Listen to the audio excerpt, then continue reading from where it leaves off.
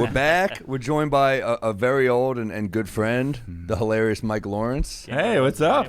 This is great. Mike. Hey, how are you? Maybe my oldest comedy. Well, Veter is the first guy I met in comedy. You might have been second or third. Yeah. Veter's up there for me, oldest too. Oh yeah, he was around. Mo Pitkins? Mo Pitkins, The Pit. I walked by Otto Shrunken Head the other night. I was just going yeah. I was going to bars with Todd Barry, which I don't know which is sadder. We walked by and I was like, "Fuck, that was a bad room." What's what I got to do to get booked around here? Yeah, I remember you coming with Zach Sims, and Yeah. I've told people the story of he was funnier at first. He was and great. You just worked so hard and found your voice. Oh, thanks. Yeah, well, he's still around. He's still Yeah. cooking, but Zach had that funny joke about how he's always the one when he goes out with his friends, put the goat down. Yeah, I love that yes. bit. Yeah, he had Yes. funny shit. He had yeah, a great man. joke about his stepdad had a gun on his hip, and he's like, he also had an extra clip. Yeah. You know, for all the gunplay. Yeah. I'm butchering it, but it was Yeah. fun. Yeah. And well, we didn't do him justice there, but No, but he's great. And, Everyone in the comments like, "Fuck that guy." he's also dude. alive. Yeah, he is alive. Yes, And- he started before me, so he knew Yeah. how to do comedy, and I was trying to But you catch guys up. lived together and you traveled together. Yes. Well, Sean Patton came first. Yeah, he was the mecca. Hey, Yeah. go follow Sean Patton. He's there. He's the beacon of hope. He's the best ever, I think. I love Ever. Sean. Of like not of all time, Oh, but okay. of like guys that I came up with and worked with. Unbelievable. You're a great I storyteller. think like those cabin sets and stuff. Like Woo! I don't think anyone else where I was like I don't think I'll ever be that good. Yeah. Like Sean was that guy for Yeah. me. New stuff every week. He Yeah. would command that room. We'd all stand Yeah. back there, and it was a judgy room of comedians. Yeah. And he still killed with all Yeah, of us. yeah. Beast. I'm get like whatever people say about Kinnison at the store. That Right. was Patton at cabin for me. Well, he's one of those guys, too, kind of like a Rory Scovel, where you can't capture him with a camera. No. You kind of have to be there, which is Yeah. a problem for a comedian because you want to blow up and get exposure. I remember they did that article on him, like how late night sets didn't capture him, and it's No. Oh, you can't wow. you can't put a He leash doesn't have on a any guy bits like that are 5 minutes. Yeah. That's true. Well, his whole thing is he loses you and then he gets you. Yes. But he loses you for a long time. And in 5 minutes, you just lose. Right. You can't get. Yeah, good point. His whole thing would be, it was amazing to watch the hole he would dig for himself. Even in Yes. front of people who knew and liked him, he Yeah. would still find a way to alienate them just to win them back. Yeah. which him- is a skill. I mean, Oh, it's a masterful skill. it's such a skill. It's like Yeah. the keeping people at a distance, and then the Oh, hook. yeah. And it's especially a skill when you're coming up where you just want to be liked so badly. Right. And you're like, he doesn't care He if doesn't they don't care. like him. He has that know. great story about getting thrown out of the strip club after he had the breakup, and it's this long bill, but the turn is how the guy threw him out. He's like, "Why you throw me out?" He goes, "I just can't have you crying in here." But that turn is like, fuck. You're just waiting for like, Yeah. what did he do? Yeah. Yeah. He had that 8-minute bit about falling in love and finding the woman of his dreams. Oh, and yeah. Now they're living together, and he's going to propose to her. And then at the end, he's like, I don't have a girlfriend. I made it all up. And then what would be funny is you would see a bit and then you'd want to see it again and then he just wouldn't because he's doing something completely brand new. I know. Yeah, and you're just like, oh man. Which is almost like a bad thing. I mean, Yeah. you want to see someone hone, but that was hard in the early days. If you're around the same comics, it's hard. Yeah. Yes. It's hard to tweak a bit. Totally, Oh, yeah. totally. Because you're in your head, you're like, fuck, they're judging me for doing this bit Yeah. again. And me and Mark would see each other 10 times a I week, know. Yeah. sometimes, and then you would like just perform for him, or even Yes. for me, because we were the only people that would be the consistency. Right. Yeah. And I wanted you to like me. And these new queefs, they have it so easy because they can just put shit online. We had to build it in front of each other. I think there's good and bad to that. I agree. Yeah. I agree. You I think know- it's better to build, but they don't have Yeah. to go through that pain, that awkwardness. that we Yeah, went but through. you have to know who you are more quickly now. That sucks. Like the Yeah. wilderness years are gone of just being Yes. able to take risk and find yourself. I love and- that I was at like Broadway in the comic strip because no one saw me. Yeah. no one who know. mattered Yeah, saw yeah. me. Oh, yeah. So I was like, Jealous I don't of want that. comics to see It's me. important. I remember Mike DiStefano, R.I.P. Mike, hilarious guy. One of my favorite jokes ever when he had remember that bit he had was his agent's like, fax me a bio. He's like, bio? I scream at strangers in a bar for a living. He goes, what did you do before that? I was a drug counselor. What did you do before that? I was a drug addict.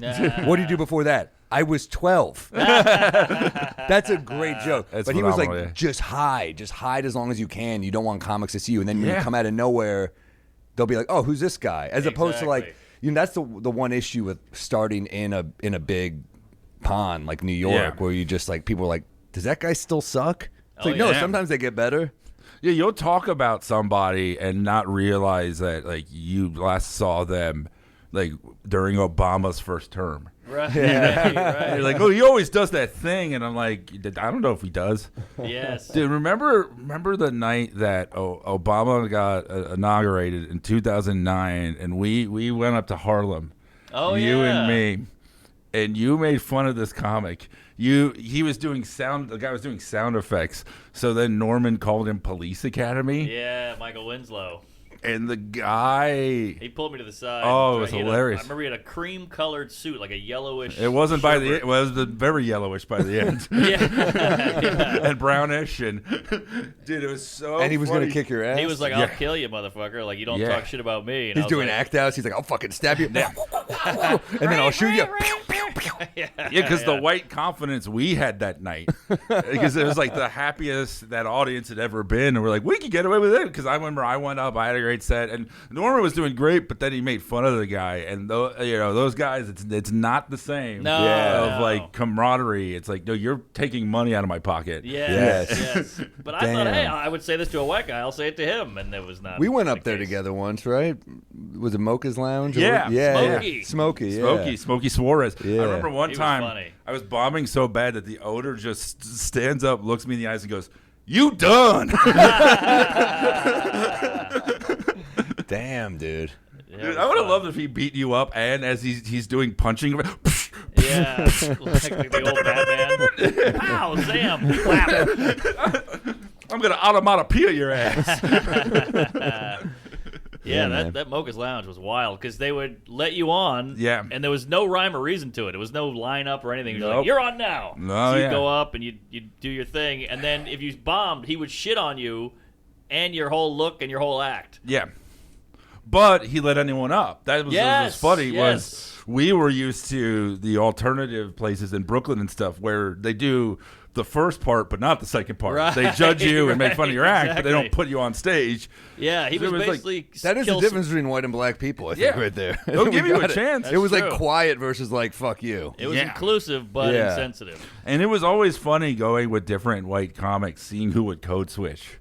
And who would it? And there was, and if I went with someone who I could never look at them the same way again. Yeah, well, you would either go blacker or you'd go whiter. Yeah, those were your options. Like, oh, good, gee willikers, what am I doing up north? Oh boy, Or you'd be like, this motherfucker knows what I'm talking about. Shit, up top. Do you know where the magical Johnson Theater is?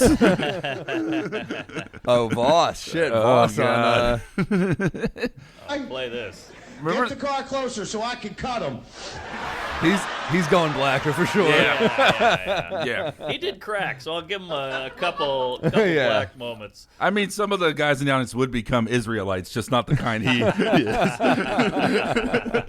He had the Fat Farm shirt on. Oh my God! And let's be real, shirt is code switching. And let's be real, doing crack is kind of code switching as well. So. Sure. Yeah. I got cross colors. Damn. What was that show, right? White Boys in the Hood. That was like a whole thing that was just that. Yeah, Kurt Metzger, Big J, they all did it. Joey Gay did it, yeah. Damn.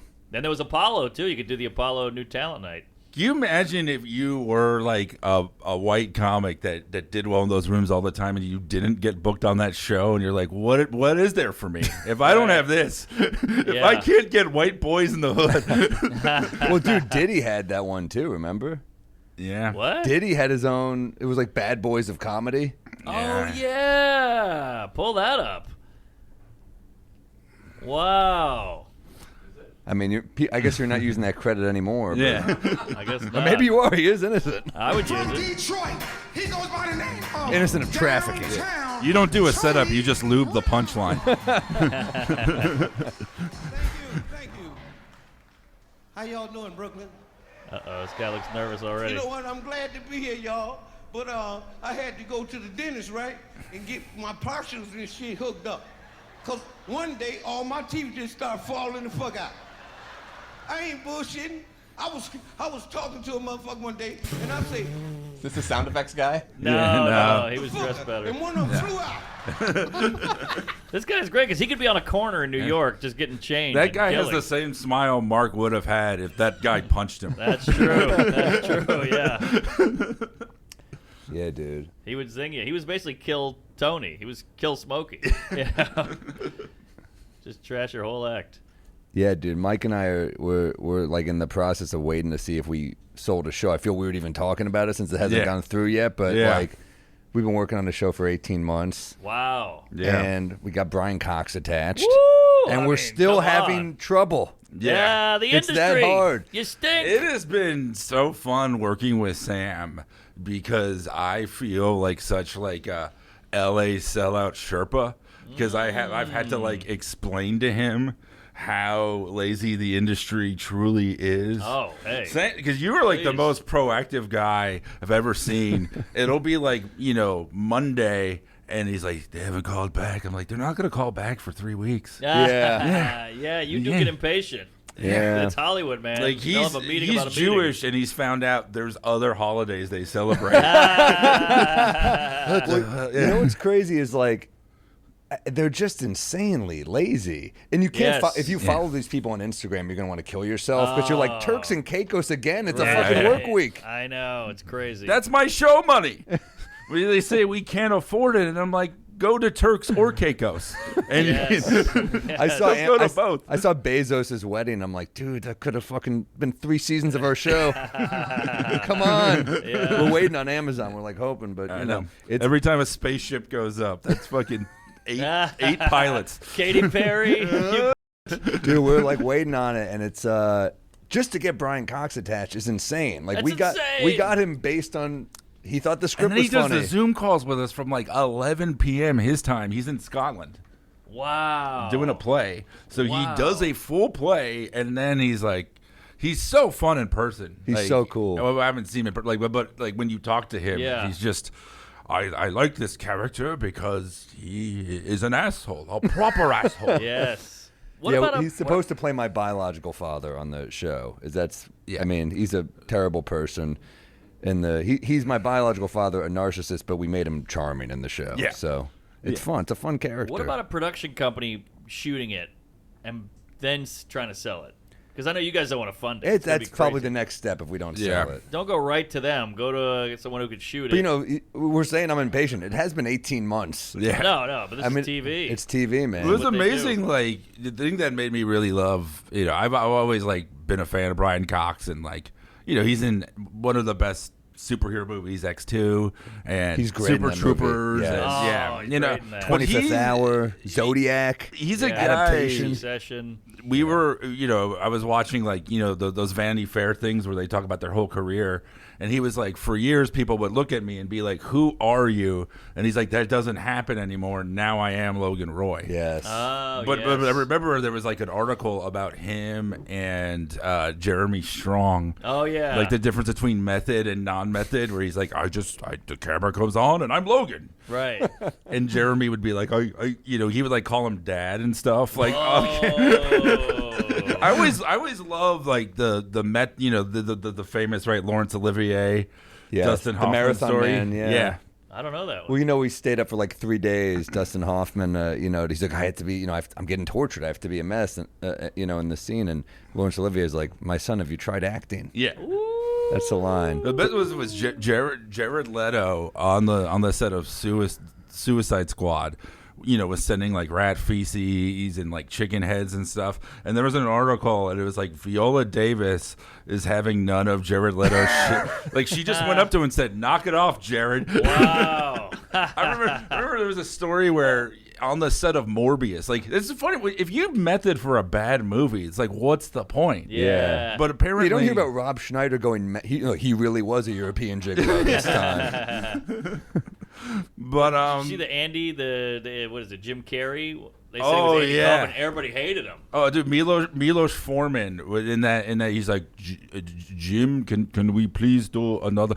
I'm not Jim, I'm Andy. Like, and then he's just like, okay, Andy. Yes. This guy did Amadeus and One Flew Over the Cuckoo's Nest. I understand like staying in an accent or something, but like staying in character to me it does seem a little. But the Morbius thing was, before he becomes the living vampire, he's a guy on crutches. He would use the bathroom in crutches, and it would stall production for 45 minutes. Wow. And when you're like the producers and stuff, there's overtime and stuff like that. There's a story about Marlon Brando doing that where he wanted to be cranky, so he stayed in an actual hospital bed for like 6 weeks and was rude to the nurses, and you're thinking like, I'm sure someone could have used that hospital bed. Yeah, hospitals are fucking overcrowded. True. What year was it? Because it might have been 2. That's true. Holy shit, he got fat. Well, dude, what about the guy playing a pedophile? Does he go method? I was in a summer camp, but it's for the role. Cox has played a pedophile, so I hope not. No. That's why Jeremy Strong was calling him daddy. When I was with him, those boys were Jeremy Week. I love interacting with him though. He's like the coolest dude, and one of my favorite parts is like we're trying to sell this show, and we have our friend Matt, who's a production guy, and we really like him, but he keeps pushing the show as it's the male biological clock, and Mike and I are like but there's other stuff. It's like a father-son show, and Matt's like, it's the male biological clock. No one's done that, and we're like, it's like weird to say. With women, they might be pitching to women. They're gonna be like, and he's like, no, trust me. So we're on a pitch, and he goes, and we do our thing, and then he goes, and it's also the male biological clock. And Brian Cox goes, what? He's like, that's horse shit. That's not. He goes, that's not a thing. And I'm just like, fucking Cox. He said it. That's great. Well, by the way, shout out to McDonald's for hiring him too. He seems so not McDonald's-y, but he's kind of brought like. He's Scottish. He's probably a part of a clan called the McDonald's. That's true. That's true. That's a good point. He was in Braveheart. Yeah. Was he? Yeah, it's funny you don't see him as Scottish, or like because his voice is just his. Yes, like it doesn't have like a thick accent to it or anything. It's not like Groundskeeper Willie. No. I love the other part. Was we're talking about all the characters in the show, and he goes, "It's just a joyful show. It's fun as hell." And this Sam character is just so pathetic. And I go, that one. Those are actual real stories. Most of those. That's actually my life. I would never want a son like this. No, he's in Troy. He's Agamemnon. He's in so much shit. Yeah. Manhunter, Hannibal Lecter. He's the original Hannibal Lecter. To me, it's like I would rather be that than a movie star, where there's no pressure on you when box office comes. You just get to be good and shit. Go home early. You don't. He didn't have to promote stuff for years. It's kind of like Gary Oldman. He's just quietly killing it. No one ever thinks of him in like the Brad Pitt or Tom Cruise world. But if you ask me who the best actor of our generation is, I might say Gary Oldman because he becomes the characters. Yes. You don't even know you're watching Gary Oldman sometimes. That's true. He's Commissioner Gordon, but he's also a Rasta guy in True Romance. He was actually, that character was on White Boys in the Hood, if you want to see. No, he's hilarious. And so is his Fifth Element character for some reason. He did lean into that a little. Yeah. Yeah, but Chris Tucker with the rolling paint roller on his head was hosting that episode, so it's okay. He would kill on Drag Race. Kind of an underrated movie, actually. Fifth Element. Oh, I love Fifth Element. That's a fun one, dude. And Mia Jovovich. Ooh, did you ever see Valerian? That was that guy's attempt to make another one like that. No, Luc Besson. Never heard of it. I love an expensive bad movie that's unique. Like this movie, like. Rihanna plays an amorphous, shape-shifting jellyfish. Pull it up. They offered it to Marlon Brando. But, it's funny when you see the poster is that... Holy shit. Yeah. It looks like Avatar. The opening of the movie is one of the most beautiful openings I've ever seen in a movie. The first 6 minutes are, like, phenomenal. But here's why the movie doesn't work. The poster, like, look at the two leads, Dane DeHaan and Cara Delevingne or whatever. They're supposed to be, like, hard-boiled, film noirish cops in their 30s. And it does not work because the thing is, a lot of times, like especially European directors, they're so just obsessed with the visuals that they don't think about the acting. Yes. Oh, yes. Wow, I never even heard of it. This looks crazy high budget. Look up the Rotten Tomatoes there, Syracuse. I like those. Look at those wacky. This came out at Jupiter Ascending. Also, was the Wachowskis. I remember the name. Yeah. Oh yeah, and they both transitioned, right? Yes. Both dudes became women. No, you watch that movie, you go, women directors, huh? No man would ever make this film. So the Rotten Tomatoes in this is 47, and the audience is 53.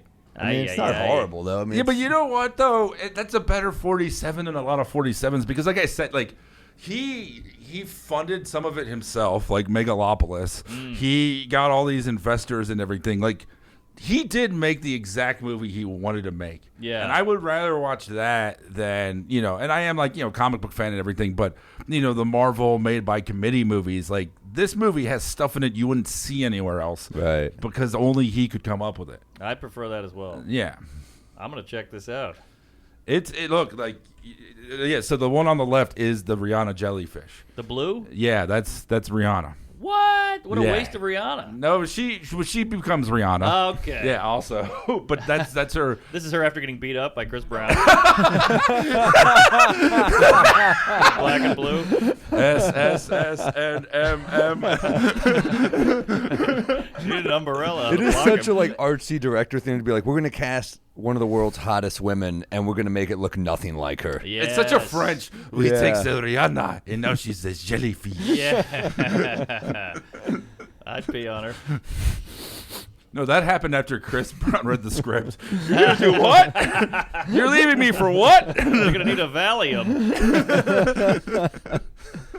Damn. Valerian. What is a Valerian? It is. Is that a made-up word? I think he's Valerian. I'm pretty sure. Okay. And yeah, but it's like that dude, right? It looks like what a European thinks an American would look like. Yes, totally. That guy was in everything for a few. He was in Chronicle. He was in the second Spider-Man, Damn. Amazing Spider-Man 2. Yeah. Isn't that weird? These guys who are in everything. What was that guy from Ex Machina? He's also in The Revenant. He's also in. Domhnall Gleeson. Yeah. Yes. He's Brendan Gleeson's son. Who was like, we literally wrote the role for Brian Cox, but we were like, we had to like prepare ourselves for him saying no. So we were like, glitched. Brendan Gleeson's name came up. Yeah. Really? Awesome. Yeah. I love him. In I think Bruges? he's like, oh yeah, That guy? he's amazing. Yeah, that guy's I'm great. sure those guys take each other's roles all the time. Yeah, true. Although I think Brendan Gleeson's a little bit younger. He did SNL like a few years ago. He was funny. Really? Yeah, he was. I liked like having a character actor on that He's show. great. Dude, have you seen the movie The Guard? Huge wreck. It's Brendan Gleeson and Don Cheadle. It's fucking great. Whoa. Great comedy. Banshees of Inisherin I loved was it. Incredible. I loved and it. Yeah. he's so good in it. Yeah, I like movies that are like, it's just straight up a play, basically. I mean, it's Yeah. incredible. It was It's Martin like, McDonough, right? Yeah. He's a playwright. Yeah. Yeah. The dialogue was good. The characters were great. That's a great comedy right I've there. never heard of this. It's Raucous. fucking awesome. Okay. Highly underrated. Nice. I think it's by McDonough's brother. Ah. Yeah. Jeez. Yeah, the Irish. Funny people. Good at dark comedy. Irish and black. Is that they're a funnier combo? Maybe Jew. Well, Black and Chinese for 3 movies. Oh, yes. They got 3 movies out of that. You understand the words that are coming out of my mouth? Oh, did you pull up that Scottie Pippen thing I sent you? What is that? Let me see it. I sent this to you weeks ago when you just had it. By the way, Rush Hour has a disclaimer on it now. What Says is a it? lot of these jokes are outdated. Really? Yeah, that's what the No disclaimer way. says. It says Yeah. like the buddy comedies of the 90s were a different time. Yes, and- yes. Yeah. Really? Funny. Yeah. If that allows people to air it, that's fine. Yeah. Disney Plus, like Aladdin, it's, How about you just look at the year it was made and you just... I Yeah. know. We got to say smoking now, too, which is funny. It'll be like nudity, rape, smoking. Yeah. But As don't if worry, they're the just as smoking bad. was blurred out. We There's a kept rape all the scene. rape in, but the smoking, you don't see it anymore. There's a Yeah. rape scene afterwards. The guy takes out a cigarette. The mom covers your eyes. Yeah, exactly. It's too much. There's a movie, they do movies in the park by my house in Brooklyn now, Yeah. and it was Pride Month, so all the movies were gay-themed, and Yeah. one of them was Call Me By Your Name, Oh, which has wow. that crazy jizz in the peach moment, Yeah. as we all know. But I thought, I don't know if they would show a straight jizz in a peach yeah, in the park. It seems a little naughtier. You mean But if the peach was straight? Yes. It just feels like they wouldn't show like two guy and a girl fucking. Yeah. It's too crazy. But gay gives it a little artsiness to it. Man, I love that you're rehearsing for your next Rogan appearance. Am I wrong? Yeah. No, I think you can't show straight fruit. Well, I'm not saying the fruit. I'm saying fucking. What is a straight fruit? Straight fruit? Bisexual. I feel like an apple's a pretty straight fruit. That's true. Apple a day. Yeah. So Sam sent me this clip. Yeah, it's just Scottie Pippen just lost his mind. I love this. Just posting this. Oh, man. What does the comment say? The caption? Lots of craziness in the world. Tell me something good, palm tree son. I feel bad for the person who had to film this for him. I know. His friend's like, just get me walking on this. I'm partially saying this as a wrestling fan, but athletes aren't meant to live after 50. True. No good comes of it. No. Just go into a tower like Michael Jordan. He just invests in things quietly. And gambles till 5 a.m. And gamble. That's fine. He has to die the way his dad did. Yeah. Oh. You think that was it? It must have been his fault. That was a hit. Fuck. Imagine being Michael Jordan and you fucking got your dad killed. Yeah. That's crazy. You have everything. And you know the conspiracy that's what they say, right? Yeah. Is that right? They're actually making a movie of it, and Brian Cox is playing Michael Jordan's dad. The Wachowski's driving. Female drivers. Damn, that's crazy. It's kind of like Will Smith. Did you see he rapped in London? Everybody's trashing it. Oh my God, came out of nowhere. Dude, have so you seen awkward. the clips of him rapping? They're pretty. I saw the Pretty Girls rap. That was it. Yeah, pull I it like up. Pretty Girls. It is the most like if a gay person Yes. had to write about pretending to be straight. Yeah, I love pussy. I eat it up like taffy. Loose lip sync ships. Yeah, you could rap this in Paul Lynde's voice. Yeah. Oh wait, no, he does a live thing. Okay. No, this first is- let's see this for a sec first. So this is pretty rough. Yeah. Chris Rock should come up and slap him. It's literally like everyone's calling him gay, and he's like, "We got my next I song." like that you think if he slaps him again, it's like a sitcom. Yeah, He'll go back to being normal. He'll go back to Stefan. Oh, look at the sweater and everything. Come on. You know Jada's going, this is why I fucked your friend. Yeah. Oof. It is Poor brutal. guy. Yeah, it's pretty gay. Yeah, and just not catchy and no one cares. Well, then he did one where it was like him playing a bunch of different characters, and they're all commenting on Will Smith. It's a rap about, people say this about Will Smith, and people say that, and it's like he's trying to do like the barber shop in Coming to America, where it's like he's all the different. I see it's what embarrassing. You're Yeah. Just nobody's excited about this. That's so crazy because he's one of the most famous people. And he's like 55, 56. If he died at 50, he would have been good too. Yeah. I know. That was what. Right before the Chris Rock slap, it's like, man, he went out well. It's a fun. Here's he won an Oscar that night too. It's a fun Holy game shit. to play when they should have died. Ooh, You just take a celebrity I like and you that. guess the biggest moment that they could have died. I like it. Damn. So Brando, but This guy's 73, Yeah. right after Godfather, Damn. but before the weird Oscar thing Oh, with with the Native American and John Yeah. Wayne. Get her off the stage, Pilgrim. Yeah. Oh, a guy's watching. So This is a good This, review. by the way, this is what it's. We are don't now need that. watching a guy watching Will Smith. Not yet. Now we are. Yeah. Messi, Neymar, and Ronaldo. Goal scored on these boys. I actually thought this was pretty good. This is off the cuff. This is not off the cuff. on these boys. Feeling like a mop wipe the floor with these boys. This makes you realize how important Uncle Phil was to his life. Without that guidance. Dude, he had such a run in the 90s, though. Holy shit. His like, career Men now in is if he Black. was raised by Ben Vereen. How did Jazzy Jeff win? How did Carlton win?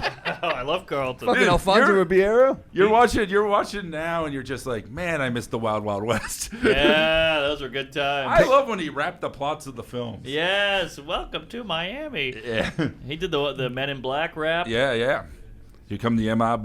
He's hosting the new America's Funniest Home Videos, by the way. That's probably a good gig. Great gig. You Good show for him. clips. You make Seems some like a nice zingers. guy, too. I'm sure he's banging some MILFs. He's having a great time. I used to love how damning the theme song was, where it was like, America, this is you. That's true. Look what you've become. Guy gets kicked by a Shetland pony in the nuts. That's America, baby. It's not unusual to see that that's his family. Oh, that's a good-looking fam. Yeah, man. Wow. I mean, he was Silver Spoons before. Been at forever. He's a good comic actor. Oh, I like when they would great. have didn't they have an episode where he got shot? Oh, yeah. They would take weird turns on that He show. went to the hood. Well, every sitcom had to have the serious, crazy, learn something episode. Yeah, and then the serious, like, I wish I was stronger, and then, like, a hug or something. Yes. Well, they had the one where it was like he gets like mocked at the black fraternity. Oh, and that's he's right. like, but why? I'm just as black as them. And Yes. and then Phil is like, when will they ever learn? Right. Phil was great, dude. He's He the was. best. Kevin Avery. Shredder. James That's Avery. right. Sorry. Oh, shit. James Yeah, Avery. he was the voice of Shredder in the original Ninja Turtles. Is he still alive? No, him? no, Yeah. he passed away like Wow. years ago. So he's like a phenom. You want to see something amazing? James Avery, Reginald Vell Johnson. Whoa! Worlds colliding. You're damn right. Yeah, James Avery Family This Matters. is like Batman versus Superman. Yeah. What are we doing here? Hey, Mike! Mike, Get come in join us, here. buddy. There he is. Big Phil. You, Mike Vecchione, everybody. Mike Vecchione. Hey. Mike, did you watch Family Matters or Fresh Prince growing up? I'm aware of them. I didn't. Wasn't. It was a little. Mike was doing push-ups. It was like not during my heyday. Ooh, Garcelle Buffo is in this. She was hot. Thanks for having me on. Oh. Hey, sorry. Came in right during. It's like we're watching Basic Instinct. We're like, shut up! That's He's him about at to a fuck her. Diddy freak off. That's steady. They didn't tell him that James Avery was coming on the set. Oh! So this is like an outtake, but that they aired it. I remember seeing this as a kid. This was the Let's most see. amazing thing. Oh, no.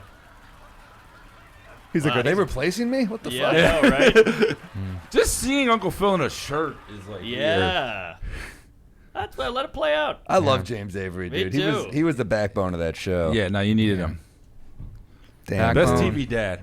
Yeah. Yeah. But I like Cosby. Yeah. But no, what's beautiful about that clip was that those guys, like, they came up together in theater, and then they're like, look, we both made it. Oh, I that didn't we know have that. money jobs. Yeah. Wow. Whoa. And they got the same gig, basically. Yeah, basically. Is it true that... Lawyer, A father. judge, cop, yeah. Yeah. By the way, so typecasted. He's a cop on the sitcom. He's a cop in Ghostbusters. He's a cop in Die Hard. And he's a cop in Turner and Hooch. Yeah. But he's Yeah. a friendly cop. That's Yeah. true. Lovable He's friendly. He's like a liaison to the community. cop. Yeah. You don't It want was to funny in later Family Matters when it was just like the Urkel hijinks. Every season they would give him like one serious acting episode. Yeah. So there was one where like these two white cops pulled over remember Eddie, that and he's one. like, "You pulled over my son," and then like the subplot is like Urkel is Bruce Lee. They had to throw in a silly B story. Oh no, the B story was the cops.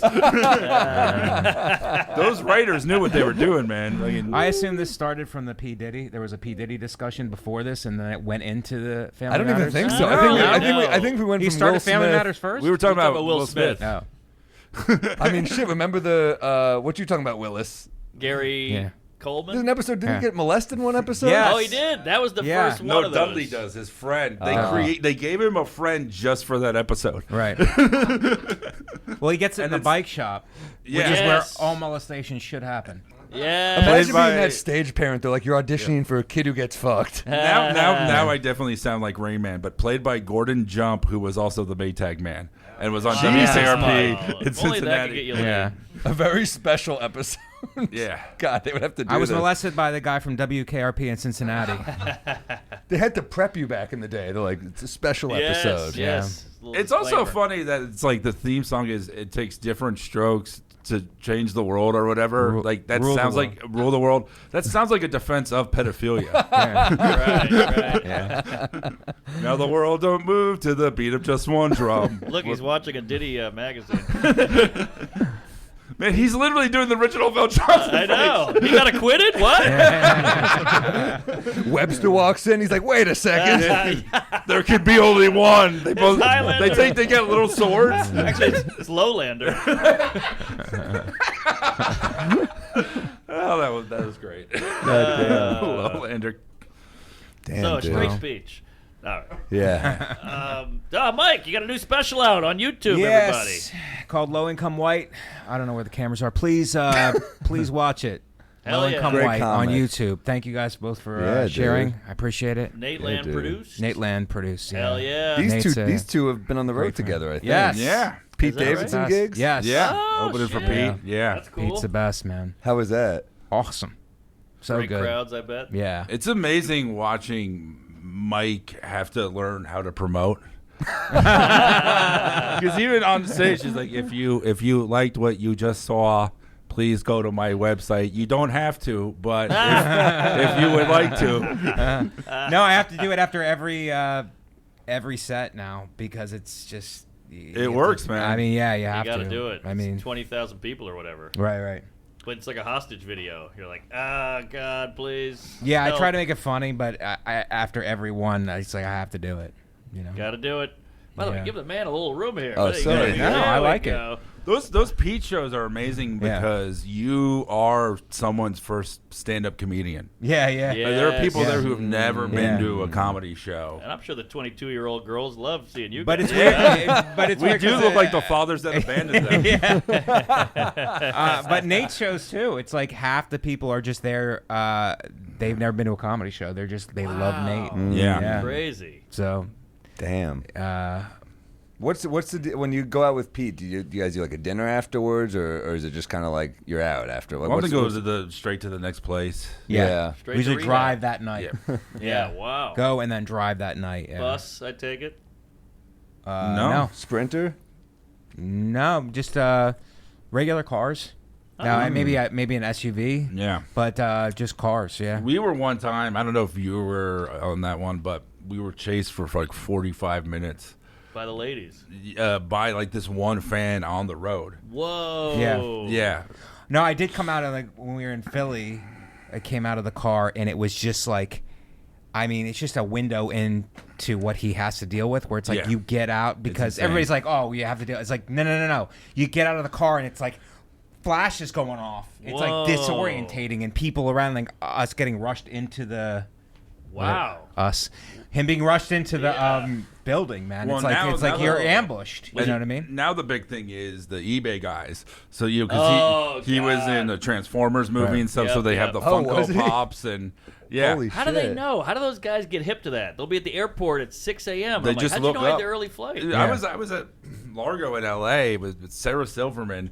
Just in the parking lot, there was like 3 guys with her Wreck-It Ralph toys. Damn. Yeah, And you're like, the you're day a nerd. before Thanksgiving. When Mike's calling a guy, I know. it's pathetic. Yeah. With the- You the ain't nerd. You're nothing.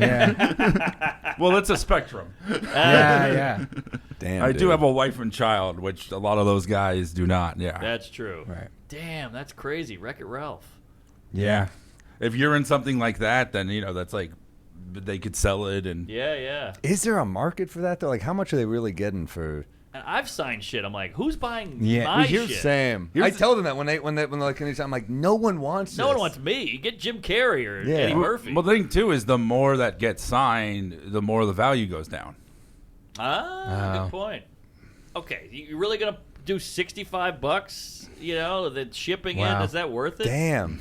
Yeah, apparently back in the day, if you were a retired athlete, autographs was like that's how you kept making Yes. money. Sure. Yeah. But it was a big deal. Like Joe DiMaggio would just make a ton of money signing Mark, you shit. could quit and just be a greeter at a casino. That's my. Oh, bad. I remember that coin. headshot. Oh, that's an oldie. Yeah, That's a good one. $62.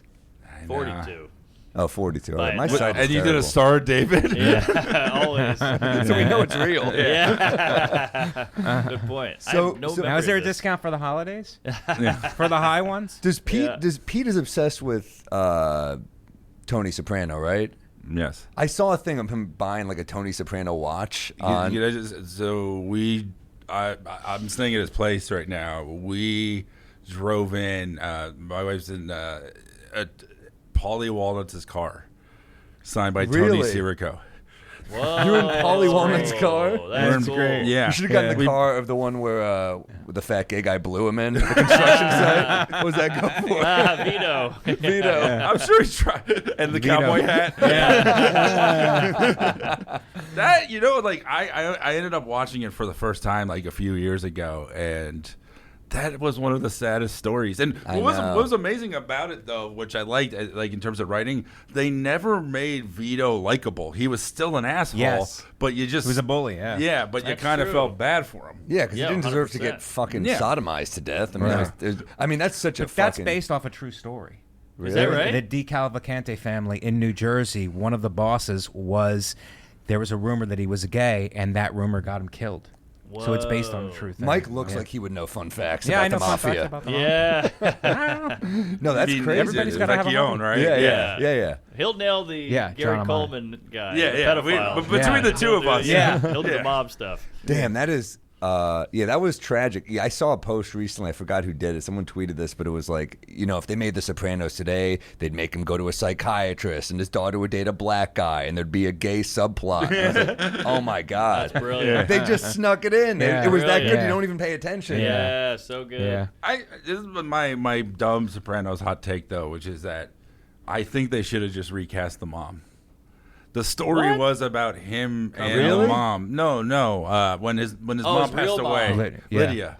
She was so good, though. She was so No, good. but she died. Yeah. But I'm saying when she died, they shouldn't have written the character out of the show. They should have gotten someone else. She should to have play her. unvived her. Because the story was him and the mom the whole time. Right. And That's then true. and then it Should have cast her as a black mom. They should have got an actual Aunt Viv. remember there was like that Simpsons with like, we already have 3 grandpas that are jazz musicians. Yeah. Like every season there's like a new cousin that's out of prison, Right. and it's like they had these like forced antagonists, and the mom was a natural antagonist. Right. Speaking of which, how you doing with Marge dying? Oh, that was just it's fine. I don't watch it anymore. Oh, damn. How am I doing with the show dying? Yeah, good point. But that's a pretty big deal, killing Marge. Yeah, but Yeah. that was a fantasy sequence. She's not actually dead. Oh, really? Oh, She's not really? dead? I thought the lady was like, I want out. Nancy Cartwright or whatever. I thought Julie she went to Kavner. wherever Kavner. Apu went. I thought she was really dead. That is the best gig. Harry Shearer records in his New Orleans mansion. Wow. And just Yeah. sends this. I went to a table read and got to see What? Castellaneta live. Wow. Wow. Him doing Homer live is it's insane. And then he goes into Quimby and Groundskeeper Wow. Willie. Damn. There was a part of it where it was him and Grandpa, and he's just Wow. going back and forth with him. They used to go on Conan and do that Yes, a little bit. that It was was great. I think it was Harry Shearer Yeah. and Dan Castellaneta. You would never see Kavner do it. Like on Inside the Actor's Studio, they would show everybody else but her. There's also an LA Law episode where Dan Castellaneta plays a guy who is obsessed with being Homer Simpson. Pull it up. Yeah, go net worth. You had net worth there. I want to see that these guys are. Oh, it's got to be printing stupid. Oh. money. Nah, I'm just kidding. I don't know. Man. You know what's amazing though is a lot of those guys were just on the Tracy Ullman show. That's right. And they're like, Yeah. hey, you want to just do this voice also? And that's forever money. Yes. I know the show is shitty now, but it would be nice if it just never went away. I like that it's still going. I don't know. I disagree. It's kind of just, it's like a safety blanket. Oh, what the hell? An organization that takes This is like a serious show? Yes. And dims their bulbs. That's too weird. That is really. But that's then I think he takes the mask off, and it's And then they get on with the and it- episode. I wish That there way was along. more voiceover stuff. Is so fun. I wish there was more. I did a few I episodes know. on 10-Year-Old Tom, and it was so fucking fun. It's so annoying because people with both of us are like, you should do voiceover. I'm like, I would love to. I'd love but to. it's so Yeah. coveted. Nobody wants to give up their job. It's funny the way that Homer is drawn. You could tell that is exactly 1992. yeah. That's season 3. They're still figuring it out. Yep. Yeah, back when you could figure out a show. Yeah. Yeah. Yeah. Now you better come out of the gates swinging. You got that right. Even if you do, Netflix will just buy and then cancel a show like Yeah. nothing. Yeah. you What do know? they give you? 4 episodes to prove yourself? I don't know. Something like that. I don't know. But my thing is, start firing the guys who said no to a project and then they pick it up like Family Guy. Somebody canceled Family Guy. They made a decision in a boardroom and they canceled the show, and then it got picked up again on a different channel, whatever. Right. And now it's the biggest cartoon of all time. That guy should be fired for canceling it. Right. Everyone said no to Squid Game. Really? For years. There you go. For years. I think it took 15 years for that to get on the air. Wow. Yeah. And we're complaining about 18 months. We got to shut the fuck up. That's No, it's just you. That's just me. I'm used to He'll Hey, just man, be, you need like, one whiny person in the group. You do. He'll just text it and be like, when are we gonna know? Yeah. I'm like, we're not. I'm used to sending that with pregnancy texts, so I just have to. There's only so One line many or two. ways you could tell your writing partner we don't matter. I'm But living in Sam that reality. writes back, but we're straight white.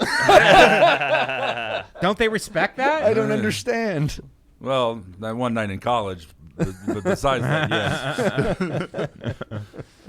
It Damn, sucks. I think we're just used to comedy. We're just used to stand up. You It's write the joke, you go gratification. on. Yeah, it's it great. either works or it doesn't. Yep. We're this- used to knowing. Yeah, December 2023 was when we first talked about the idea. Wow. Yeah. Crazy. But it evolves, it gets better. It could have been made and canceled by now. Right. There's this great Moved book on. called Pictures of the Revolution by Mark Harris, and it's like all about the movies that changed Hollywood in the late 60s. So it's like the best picture movie. So it's like Bonnie and Clyde, Guess Who's Coming to Dinner, which was like kind of the, the fake progressive movie. Yes, and, yes. then, and then they In the Heat of the Night, which was kind of like the more badass Yeah. one. Then it was Dr. Dolittle, which was a huge bomb. And then the last one was The Graduate. So it's like how it changed Hollywood. But, Bonnie and Clyde was crazy, cutting edge, brand new. And it took like 5 years to get made. Really? Yeah. You think you got Warren Beatty and, Right. it went through all these people. They originally was like Truffaut was attached to direct it. Wow. But then- Warren Yeah. Beatty isn't fully Warren Beatty until Bonnie and Clyde comes True. out. Yeah, and He's that's badass. But in it's it. always somebody has to take a risk. That's really what it comes Yeah. down to. Somebody's Yeah. going to have balls and Well, take a risk. And The biggest problem now is they just spend too much money on everything. Yeah. And then they look at everything as being too costly, and it's like just lower the budgets. Yeah. Yeah. I know. Just charge more for paper towels and you can make this show, Amazon. Come on. Right. Well, that too. No, but it's like everything that cost over $100 million all looks the same.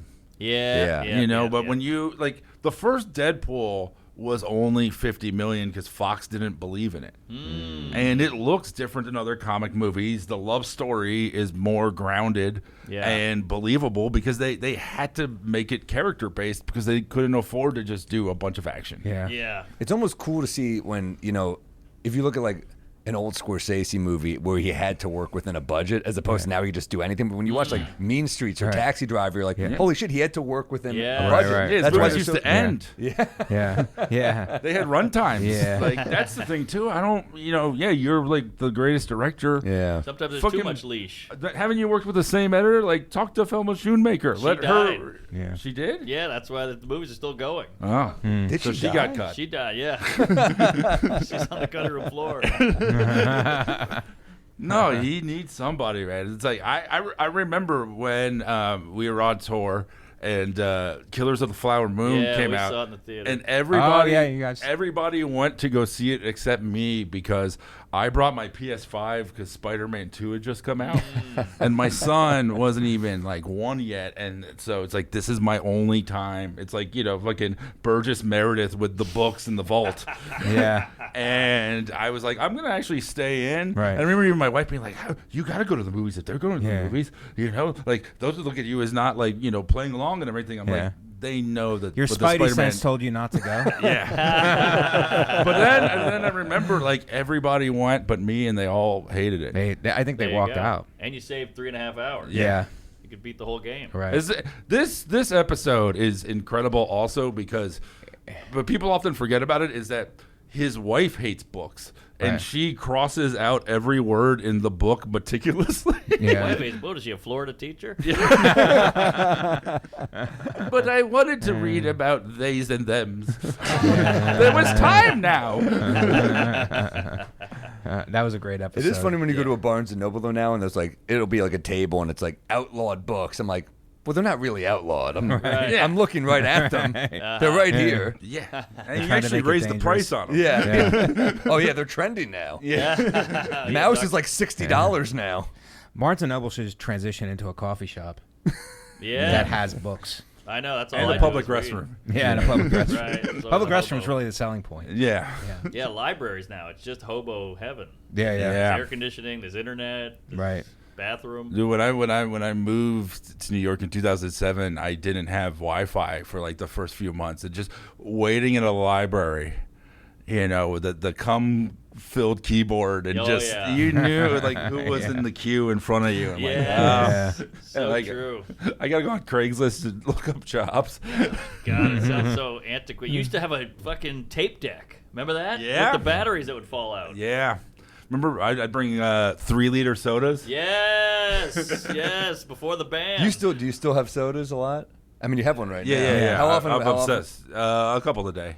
Oh, wow. No. The band was hilarious, though. I was loved funny. the band because people lost it. They were like, "You can't. It's a constitutional It's right." un-American. It's like we're not saying that you can't get as much. You can go back and get refills on a 32 ounce, but you Yeah. just can't have a 64 ounce. It's like it's un-American. I know. I remember Americans it. just don't want to be told they can't do anything. That's Yeah. true. Oh, yeah. It's like when they drinking and driving used to be legal. And then they made it a law, and there's a video of like a local news guy. He's like, "This is crazy. I can't drink and drive. What kind of country am I living in? What's next? They're gonna take away coffee?" I never thought smoking indoors, the smoking ban indoors was going to take. I was like, "There's no way this takes." Thank I was God glad that that took. one. Thank Yeah. God. Yeah, 'Cause- it turned out to be a great idea. I know. I was know. wrong. I've only been here 2 days, and the amount of people that smoke outside, nobody smokes in LA. Really? No, so all it's like weed. just It's the walking vape around, capital? yeah, vaping and all that. Yeah. But walking around like smelling cigarette smoke, it's like, it's fucking. I know, it's like- especially in the heat. Yeah. I just love that like scientists had to prove it was bad.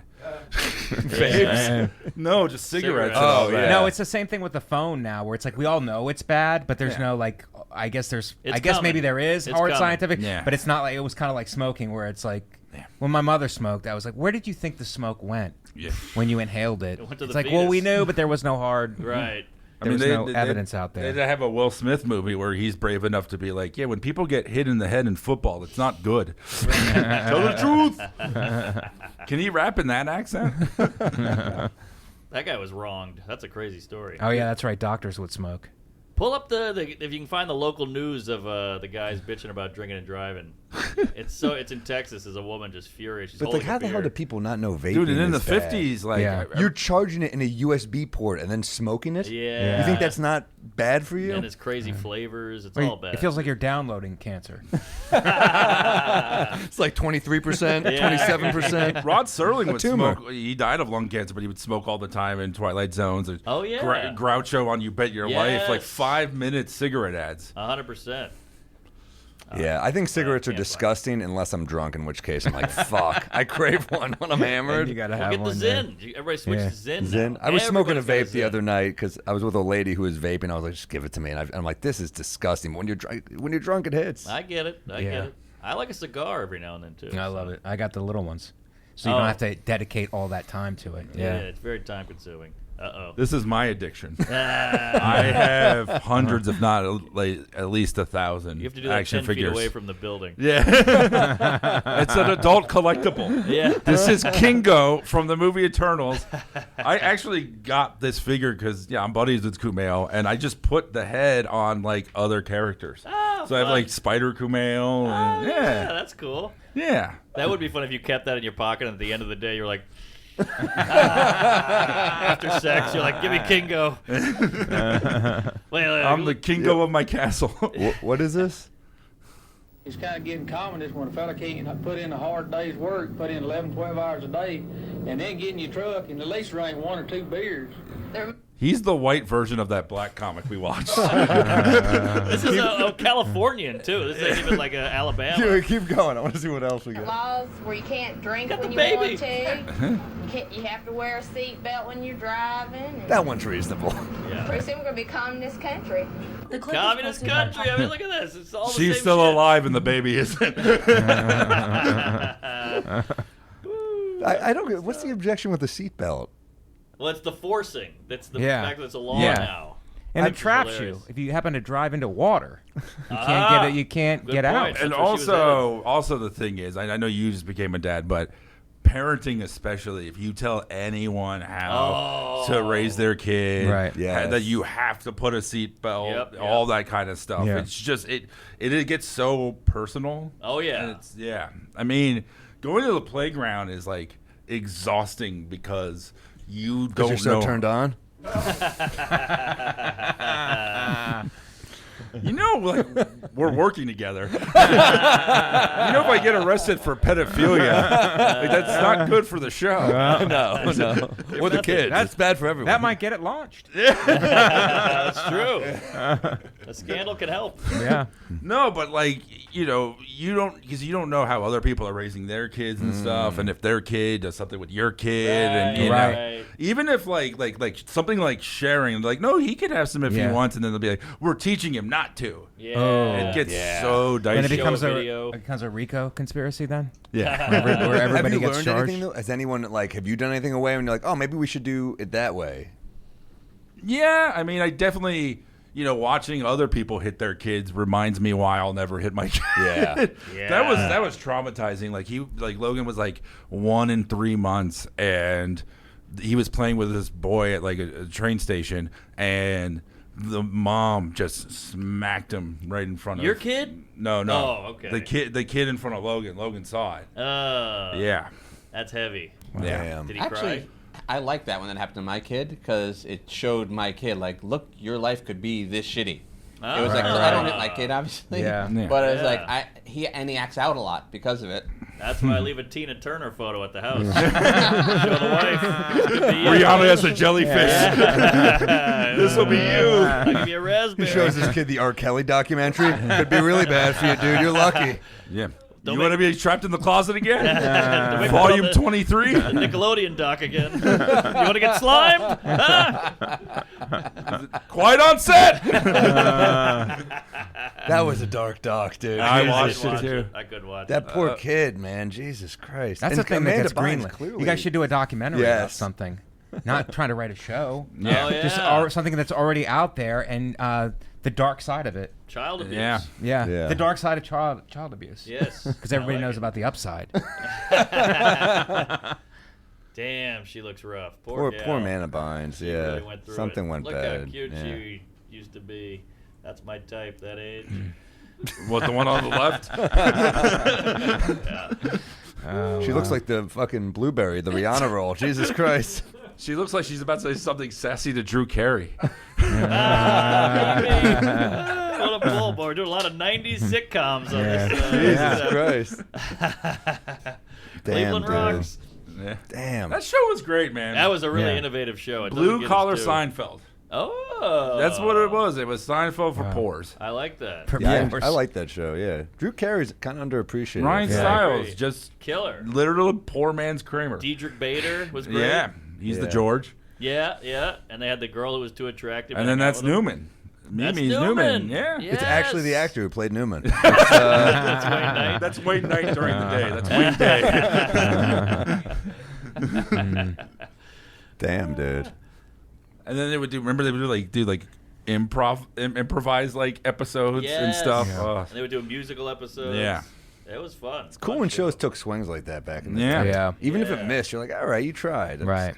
Yeah, like now it's did the live one. Remember that? Yeah, that was that was the improv one. Yeah, and they would do it they did one in the East Coast and the West Coast, and cool. 30 Rock is such a good show. So good. It's so good. Joke I mean, it's ridiculous, and it's like, why wasn't this commercially? I mean, it was too smart. It's like people are tired from work and they sit down. It's like they just don't want to think. Yes. I think that's what it is. 100%. I mean, the sex symbol that Scott Adsit could have been if we just let him into our hearts. I feel, but it went like what 7 seasons. It was a huge hit. It was a critic. What is it? No, critically 7, acclaimed. Yeah. Whereas like what's the Charlie Sheen show? That was like a huge hit. 2.5 Men. 2.5 Men. So that was a huge hit. How many and the other seasons thing was it? 30 Rock was like a critically acclaimed. It was critically acclaimed 30 Rock. for sure. Okay, do you Mark will remember this guy. I don't know if you guys will, but it's one of my favorite sad showbiz stories. Do you guys remember Gowie? No. Hey, We Might Be Drunk is brought to you by Shopify. If your business plan is wing it and see what happens, well, you need Shopify. It's the commerce platform behind millions of businesses around the world and a whopping 10% of all e-commerce in the U.S. From household names like Mattel and Gymshark to brands just getting started, it's what all the cool kids are doing. Shopify can help you build your online store, write your product descriptions, enhance your photography, and even help create email and social media campaigns to get the word out about your biz. We love Shopify. We sell all kinds of crap, and they make it way easier. You got to do it. We don't know what the hell they're doing, and they make it easy.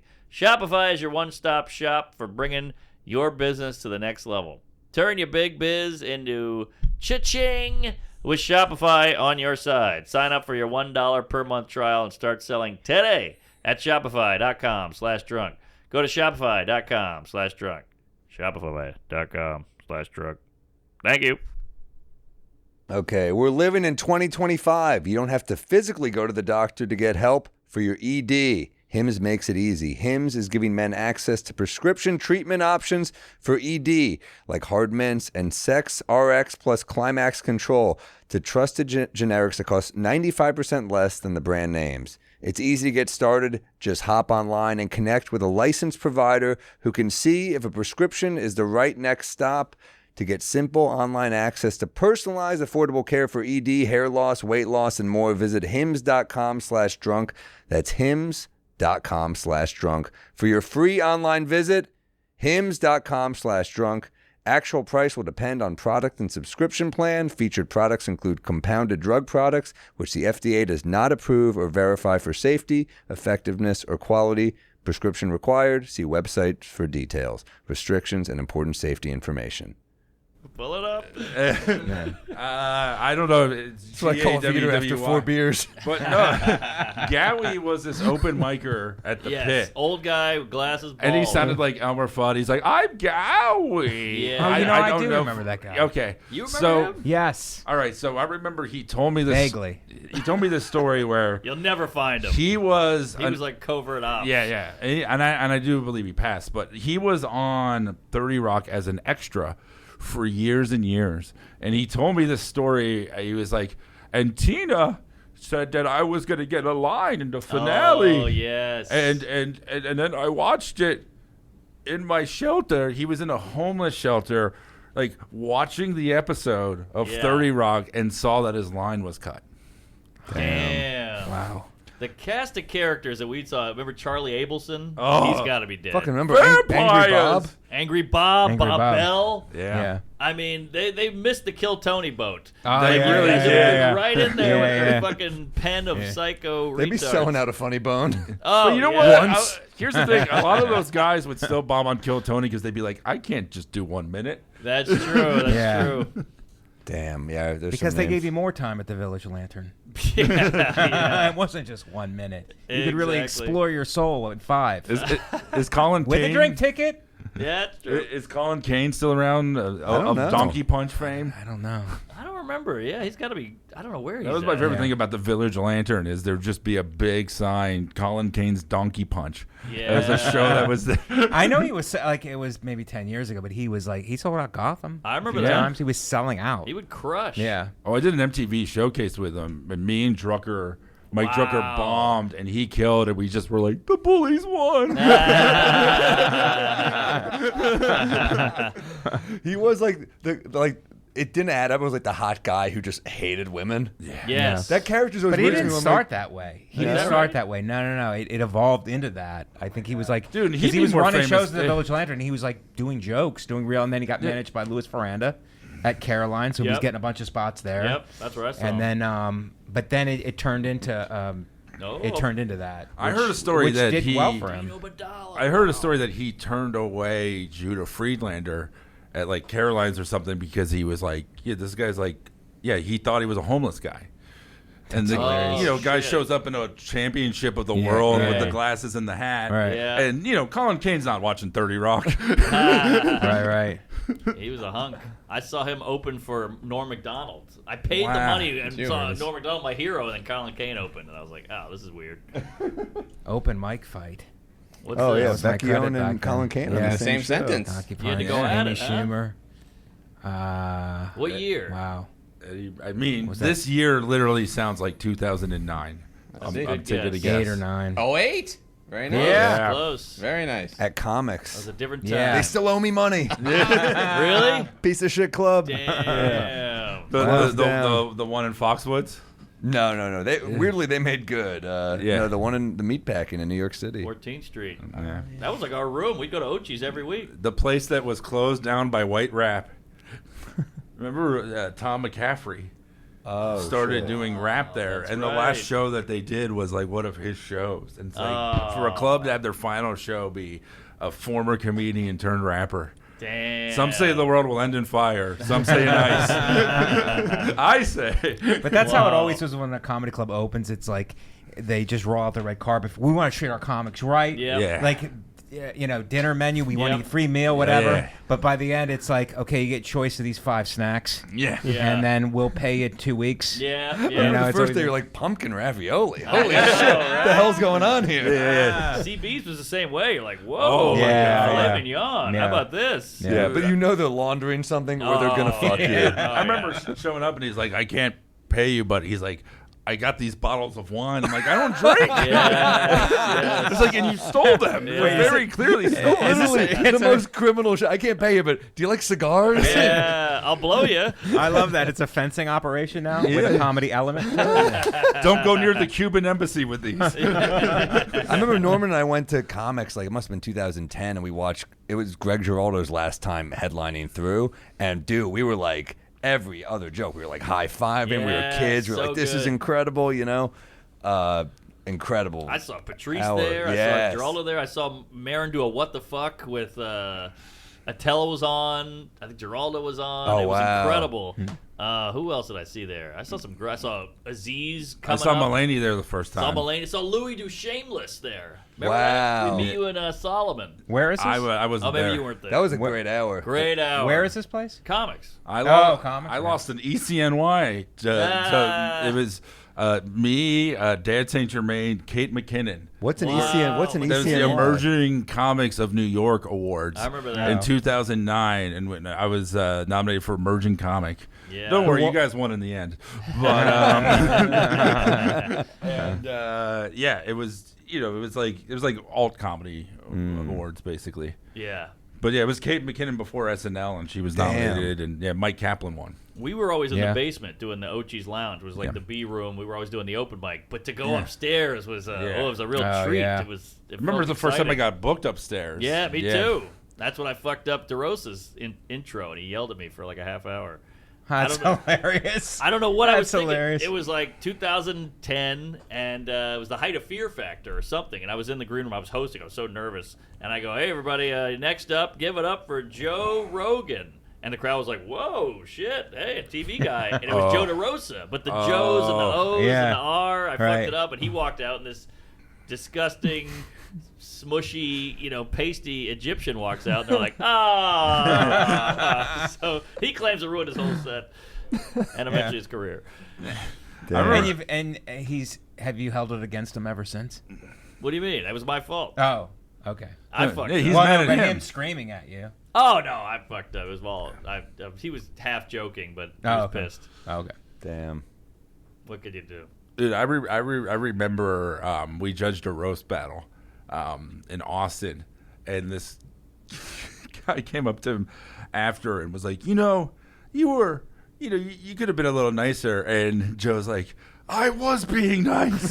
You were terrible. Wow. Joe, I love Joe, man. I remember the one time we were at the stand and a guy came up and did the whole, heckling, but I was just helping out. Yeah. And just like, no, you weren't. Yeah. You were not helping out. Like, just to have that, I never have that confidence. No. I love Yeah. a guy who's this close to the edge at all times. All the time. He's this close to breaking, Yes. and his Yeah. posture also suggests it. Yes. Yeah, he wakes up at like Michael Douglas and falling down levels. Well, the best Saint Germain roast joke. He goes, "DeRosa, you look like you are constantly hearing about Sandy Hook." Just like, dude, did you do Saint Germain's? I remember Saint Germain had a roast, and Comedy Central came, and they were like, "This is the meanest thing we went that we've ever seen." We went for the jugular in every one. It was brutal. Yeah, that was fun. Roasting got kind of crazy. It's on YouTube somewhere, I think. Yeah. It got to a point where crazy. I remember Attell once saw one of them. He was like, "Jesus Christ, keep it surface!" You're like digging into people's like family tree. Yeah. Because it's your career, and it's like it's like this is my big break. So let me dig up this guy's dead dad. That's what it was. And call him gay. Dead relatives. Yeah. Well, it's weird. Like I never talked to Ralphie after roast battle. Oh yeah. You killed him. We thought it'd be the cholesterol, but it was you. Yeah. It was me, He didn't Ben, have to do his and eulogy, Jerry. too. All right. You had accomplices.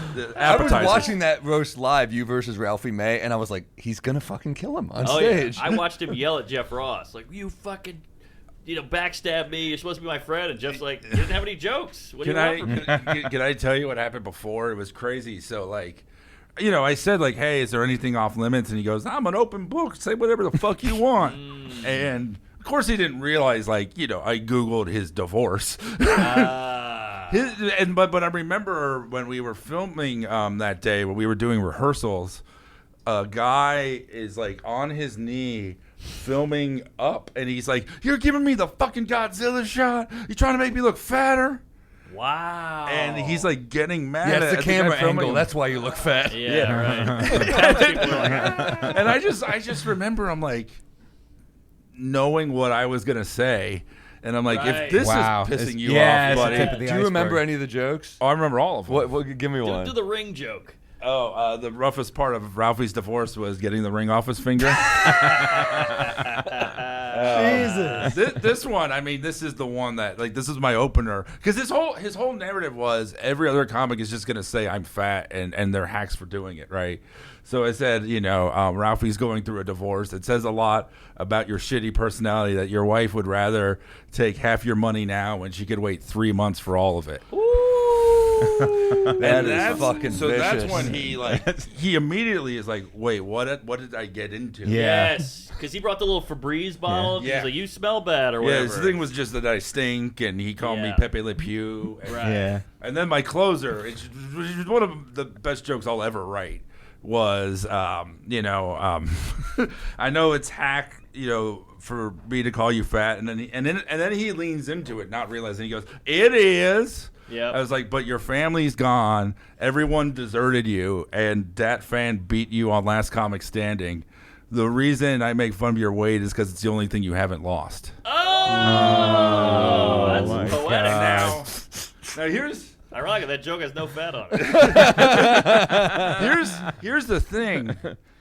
The way that his face shifted when I said the Dat fan thing was just liposuction. But that was where he legit got really pissed. Sure. Where it was like, come on, man, because it was in Montreal in front of all of these execs, and there's those guys who they can't let something like that go. Like, he surpassed that fan in every fucking way. Oh yeah, he was a great comic. But he lost to him on a TV show, and I knew it would still bother him. Of course, of course. Wow. Yeah, but we never talked again. I ran into his ex like 2 weeks later, which made me feel really bad about it because she was like, you got him, good job. I'm like, I didn't do it for you. Yeah. No. Yeah. Damn. Yeah. Well, the real loser is the stool. Yeah. Wow, he had to get a stool and then another stool. Wow. Dude, and I remember. I think even Ozempic would have been, I can't do anything for this. Dude, and one of his reps came up to me like a few months after. He's like, "You went too far," and I'm like, "You're the one who keeps booking them." He's like, it's like it is. Roast battles. It's like you're in a fucking UFC fight. Yeah. And you're just like, of course. And if he had said, "Hey, divorce is off limits," then divorce is off limits. Right. Well, you're like a backyard brawler, and he was like an Olympic comic wrestler, and you just went in and he beat wasn't the a fuck roast out. guy though. He was obviously a very skilled comic. Right. He, he yeah. was prolific, and he was a murderer on the and road. even his fans would like, he's a better comic. I'm like, I never said he wasn't. Yeah, we're doing a roast battle. I just said no one loves him. You went for one. I just said he was fat in 15 different ways. Yeah. You went for the juggler. It's not easy to find. The weird thing is you drink more soda.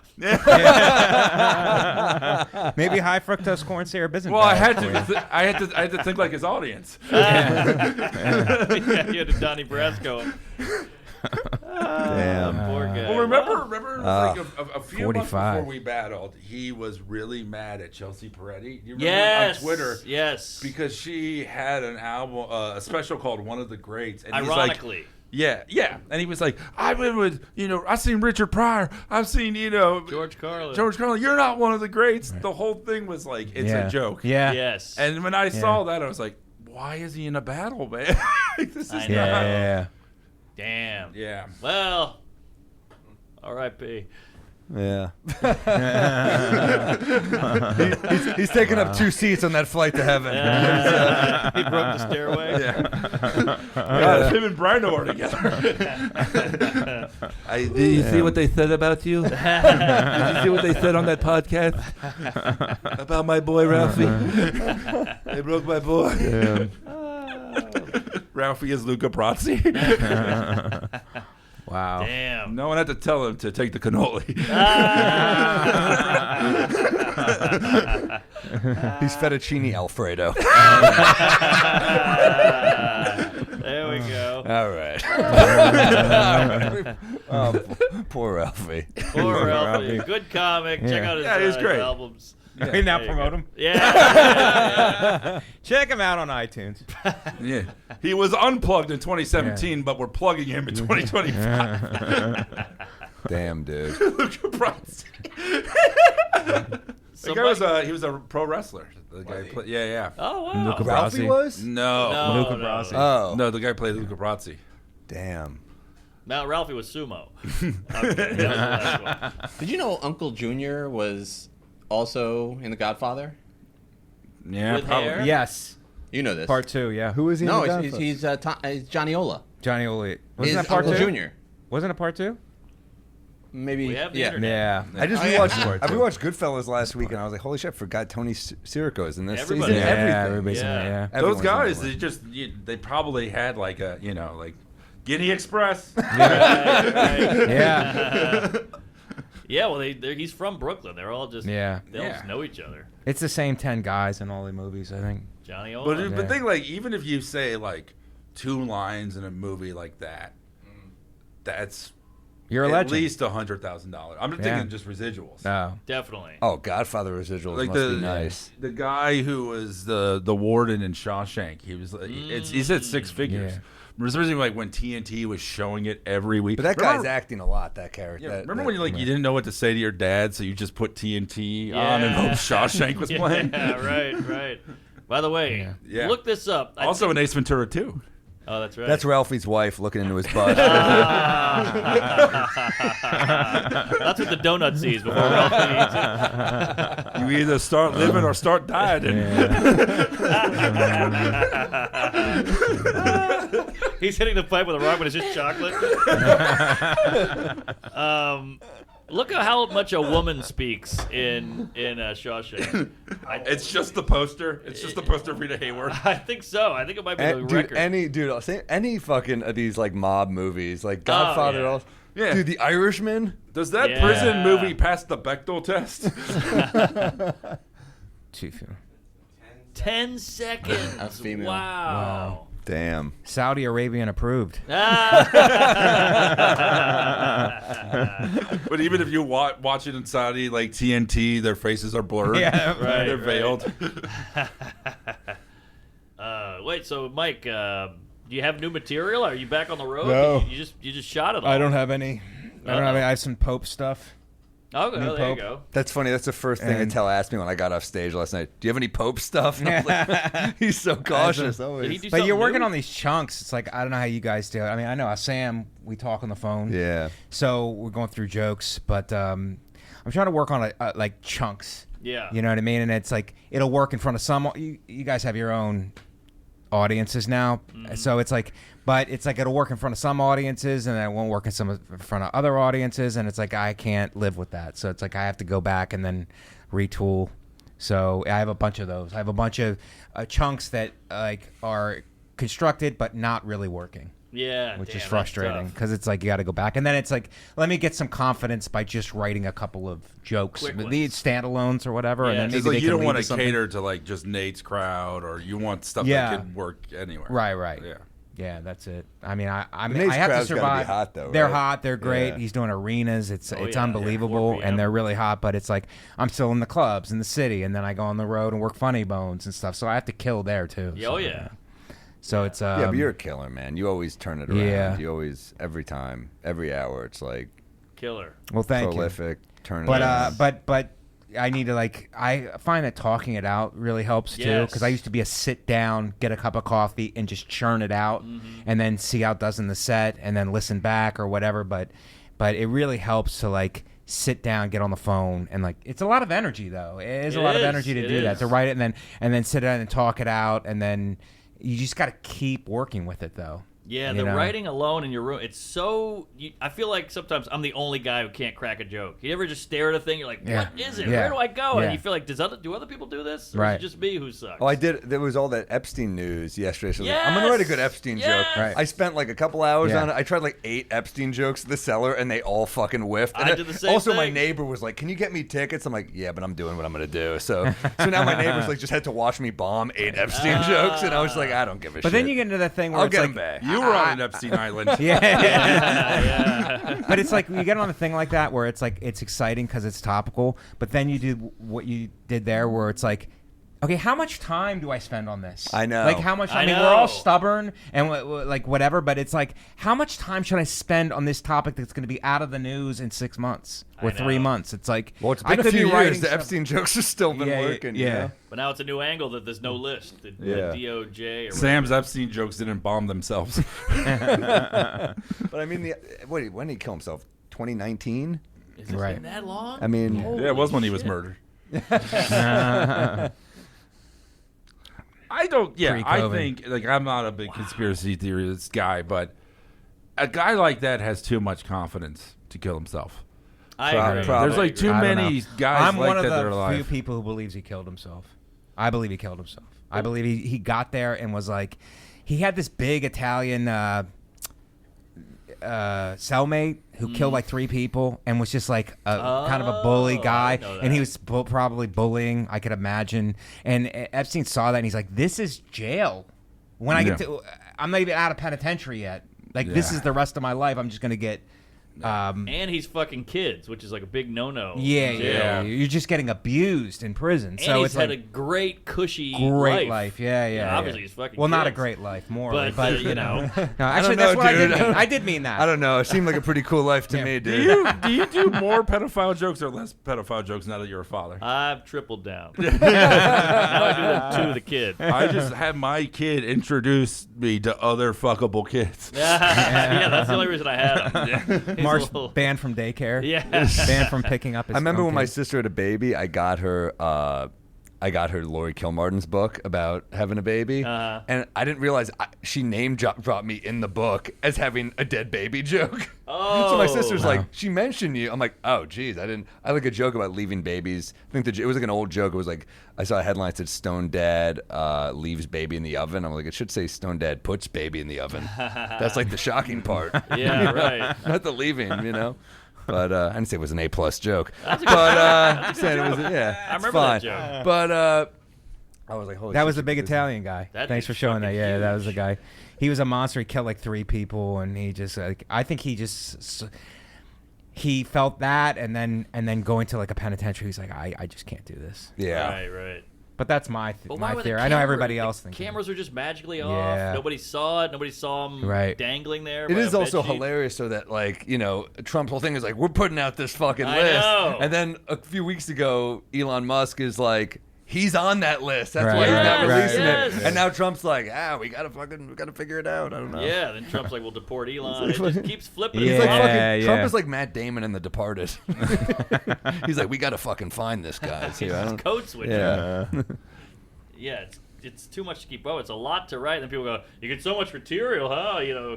Random people, and you're like, I can't do it all. It's too much. It's tough when it's that big a story because you're just like, well, everyone's taking swings at it. If it was like but it's almost just a way to keep the muscle strong to tackle those times. It's also like, the day that he was elected, like I just knew it was going to be exhausting because like even like the first time, like when people who don't care about politics are like looking up what impeachment means and all of that. Like we didn't do that with Biden. We would not have done that with Kamala. Like, did you know about habeas corpus? Like, when the uneducated are trying to educate themselves, that's a problem. Yeah. And when everyone's like deeming themselves a political comic, like either go for the joke or don't. But but when everyone's like, here's the angle, here's how you should view things, you're like, that's not what you do. With Twitter, it's a 350-person writer's room. So you're like, I think I got an angle. And then you open Twitter and you're like, there it is. Well, the problem, too, is that most Trump jokes anybody can make. I know. That's why it's so hard to get an original one. Yeah. And it's like, what are you actually saying? It's like, it's a take. You try to get a new take. I got this one I don't think anyone's touched. It's about him being orange. Ooh. I think it's going to fucking hit, dude. I call him Commander in Cheeto. Wait a minute. Whenever I see someone like Orange Man bad takes, I'm like, have you not? You don't see this is out there? I know. You know that they were like on all those late night shows, they just took out their old. They just, some of the jokes you're hearing now are from the first term. Like they're just repeating them, and first term jokes. What about his hair though? Has anyone tackled that? Nah, that's all you, dude. All right, I'll try it. But it's old hat to us. But you put a joke out there like that, it'll go viral. Isn't that weird? If you have a slightly original one, it could pop. But that's true. Right. Also, like you get rewarded for speed on Twitter and those things. Big. Like if you get there first. But there's accounts that just like poach your joke. I know, there's that too. You see the same joke over and over. But now it's hard to do a late night show because by the time the show is out, everyone's like made. So that's what you really got to have like a unique angle. Well, topical world. Look at Josh Johnson. It's topical. So people like it.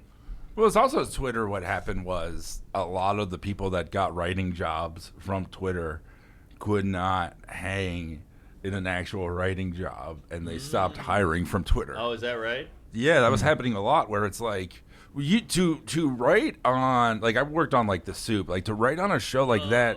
The amount of output that you have to have, it's like it can't be like a couple zingers a day. You have to write like 80 jokes. Like you have to write a ton. I don't know how you do it, dude, because you're one of those people that you get a subject, and Mike will fucking, like we all know this, he will rattle like so many fucking, even working with Mike on the Netflix thing, or working on the show, you just see he is a fucking, you are built for those rooms, and very few are. Right. But it's work, it's like, it's that thing of, I remember when we did the movie awards in 2015, and it's like, and you know what's funny is like, what's great about them, it's different than stand-up, because stand-up, it's like you are trying to find the best thing. When I write on shit like that, I put the worst thing too. I agree. Yeah, throw it all out there. Because it's like you're not saying it. Yeah, right. And let them choose. Yeah, exactly. They might think it's the best thing. And it can jog another thing. It can there are jobs where it's you're just filling a page. I mean, it was like amazing, like working on the Globes with Nikki, where it was like, how was that? We spent like she killed that. Oh, it was phenomenal, and the hard work was there. Like she went up almost 100 times. Whoa. She basically it was like we started in November. And it was funny, like one of the jokes that aired was the first one that I submitted. Hey, that feels good. Cleavage. Yeah. Do you remember the joke? Yeah, it was like, you guys can do anything except tell people who to vote for. Wow. You wrote that one. That's a great joke. Yeah. Great opener. Great to like, that's like a nice, but good for the room too, to kind of zing them a little bit, but not too harsh. Too much. Not Gervais. Hey, look at McDade in the back being all tall. Yeah. I remember I posted this photo on my own wall, and a white woman, of course, was like, Oh, I bet you're the kind of guy who adopts a black baby to feel better about yourself and call yourself progressive. Damn. So that was. You should be like, no, I do it for human trafficking. It's actually much worse. Have you heard of Mark Norman? He's gonna buy them in a few. I don't go with the black ones. Yeah, but I'm a little appalled by the diversity. Yeah, I'm sure that came up at some point. Right. Oh yeah. Good times. The guy next to JP is black. Not on Matt my Whitaker. watch. And the Not guy according to this photo. Meghan Markle. It's like Where's Waldo? But and then the guy next to him, that's John Max. He writes on everything. Oh, really? He's the guy. He is the guy. Wow. He writes on every single award show. He was one of Joe Coy's guys. Ooh, don't put that out. But it is fault. But don't blame him. he actually wrote the line where he said you should blame us. It's not going well. You're going to be that when he dies. That's you, baby. I hope so, yeah. I think you got that I'm spot. trying to Valanche my beard, you know. Yeah. The circle gets the square. But, yeah, you're going to be that guy. And I would happily be that guy. When you guys walked in, was it like Reginald L. Johnson and Avery? we worked on a thing with Brad Pitt together, me and that guy. What was that? It was just, he was doing like some award show speech. He was presenting David Fincher or something in France. And you wrote jokes for Brad Pitt? Yeah. Whoa. How did that come about? Through him, because I did the Brad's spirit. like, can you help me with this custody hearing too I'm working on? Give me a couple zingers up top. Can you write from the perspective of beleaguered adopted dad? Because they're both adopted black kids. Yeah. Yeah, but... But he doesn't keep in touch with any of them. No. Well... And Elon doesn't either. I'm trying to, the autistic dad thing, I'm trying to, take that back too. So what was it like working with Brad Pitt? I mean, you just sent jokes. And did he respond or no? I don't know. No, he never did to me. Like, John was like working with him directly. He ran him at the comedy store, right? Paid in cash and sent like a fucking like $500 bottle of wine. Hey, really? And you're like, I don't drink wine. It's so funny that I was like, can you get me more action figures, please? Can you get me Angelina Jolie, who played Ajax in The Eternals? I heard that. I heard his new movie's good. The F1 movie. Yeah. Oh yeah, I'd like to see. He's actually great, man. He's a great actor. He's doing the rounds too. Let's get him on here. Yeah, he's awesome. That was fun. Bullet Train was great. Was it? It was a lot of fun. And Angelina Jolie played Thena, not Ajax. That was Salma Hayek. I know someone would be upset, and it would be me. I was upset. Yeah. Yeah, Brad Pitt's run has been pretty fucking amazing. He's in so many good movies. Yeah. He produces good movies too. Yeah. He did The Departed. I love that he's the guy who frees the slaves in 12 Years a Slave, and he produced it. I wonder who should play the hero here. Me. Me. He also played. Didn't he play a Nazi? Or did he? No, he was play a Nazi. Nazis. He beat the Nazis. He was like a foghorn leghorn. He was cool as fuck in that movie. Yeah. All I know is Fight Club. Fight Club's good. That was awesome. I didn't watch it till too late. Yeah.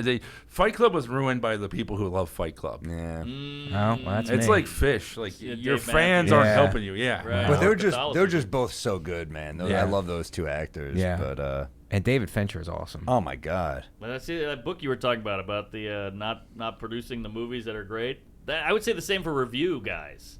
I just watched the Led Zeppelin doc. They gave horrible reviews to Led Zeppelin out of the gate. This band sucks. They're not talented. They're the worst. Sorry, that came out of nowhere. No, I know what you mean. But yeah, like they don't put on shows that are good, but they also review everything horribly. Well, you were asking me about pet peeves, right? Yeah. Please, we got to get to some. And reviews was a big one for me. Because the Superman movie is coming out, I'm really excited about it, and they just lifted the embargo, and there's people review bombing it because they like the Zack Snyder stuff and all that. My big pet peeve is don't listen to reviews. Thank you. I was talking to a friend, and his whole thing was like, me and my wife wanted to go to a movie, and we couldn't decide because this had this on Rotten Tomatoes. It's like, just go to the movies to go to the movies. Yeah, that's what I'm saying. Fight Club is a horribly risk. reviewed. Is it horribly reviewed? No, I think it got booed at a festival. I think it was pretty well reviewed. Pull it up. Yeah. I think it was like this is like a man-child, bullshit movie. Blah blah blah. All right, I take it. 81's pretty good. Right.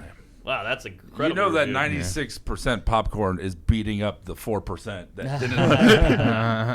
I mean, yeah, it's like I That's remember a fair peeve for sure. Well, like Shawshank bombed, when it came out. Theatrically, yeah. That's nominated crazy. for Best Picture, but that's true. But a bomb. But I mean, I had one of those moms who was like, I don't want to take you to those Adam Sandler movies and those Chris Farley movies because they always got like bad ratings in the paper. Sure, Ace Ventura got bad reviews. Oh yeah. You know, all the comedies get horrible write-ups. Well, there was the thing in the In Living Color book.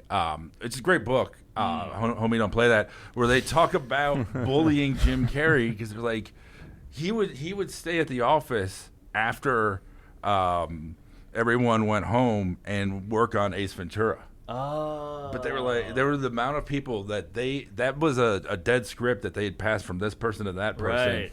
And they're like, there's no way this is going to work. And the talking out of the butt thing. And right. Who else could have pulled that off, though? I mean, that know. was yeah. I mean, he was honing that character on stage for years, right? Maybe Brandon. Oh, God. Oh, that's great. That is my nightmare. That'd be Thanks a great for not, writer's room, I like that you didn't do Nikki so I can work again.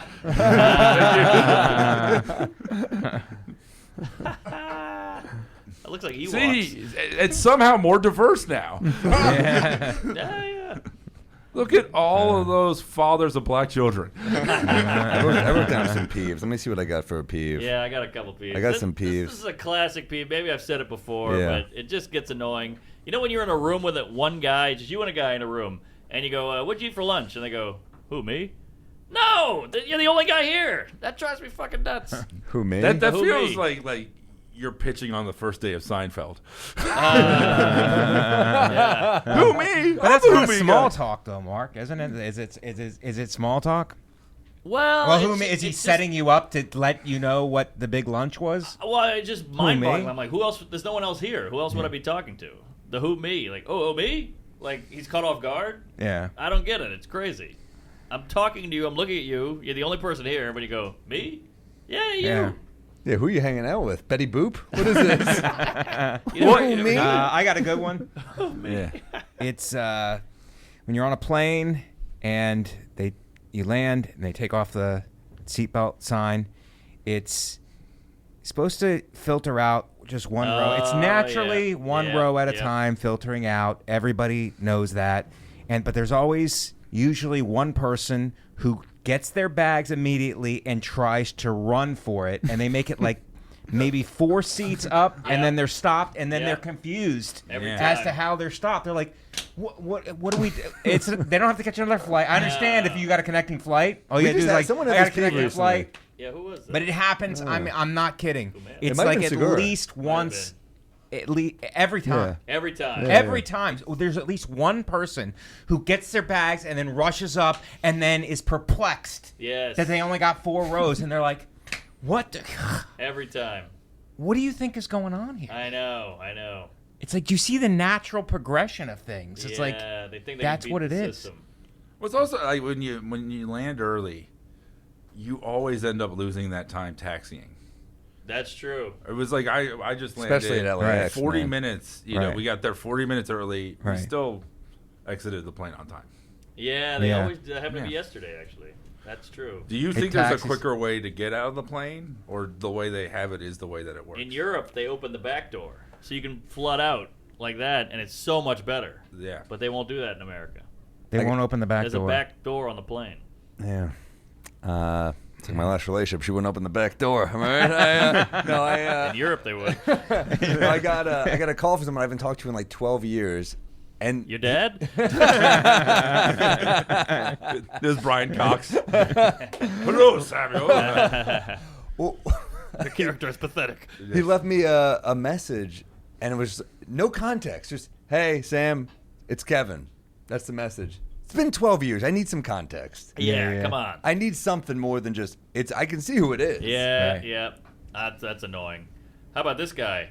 Hey man, can I borrow like $60? How are you?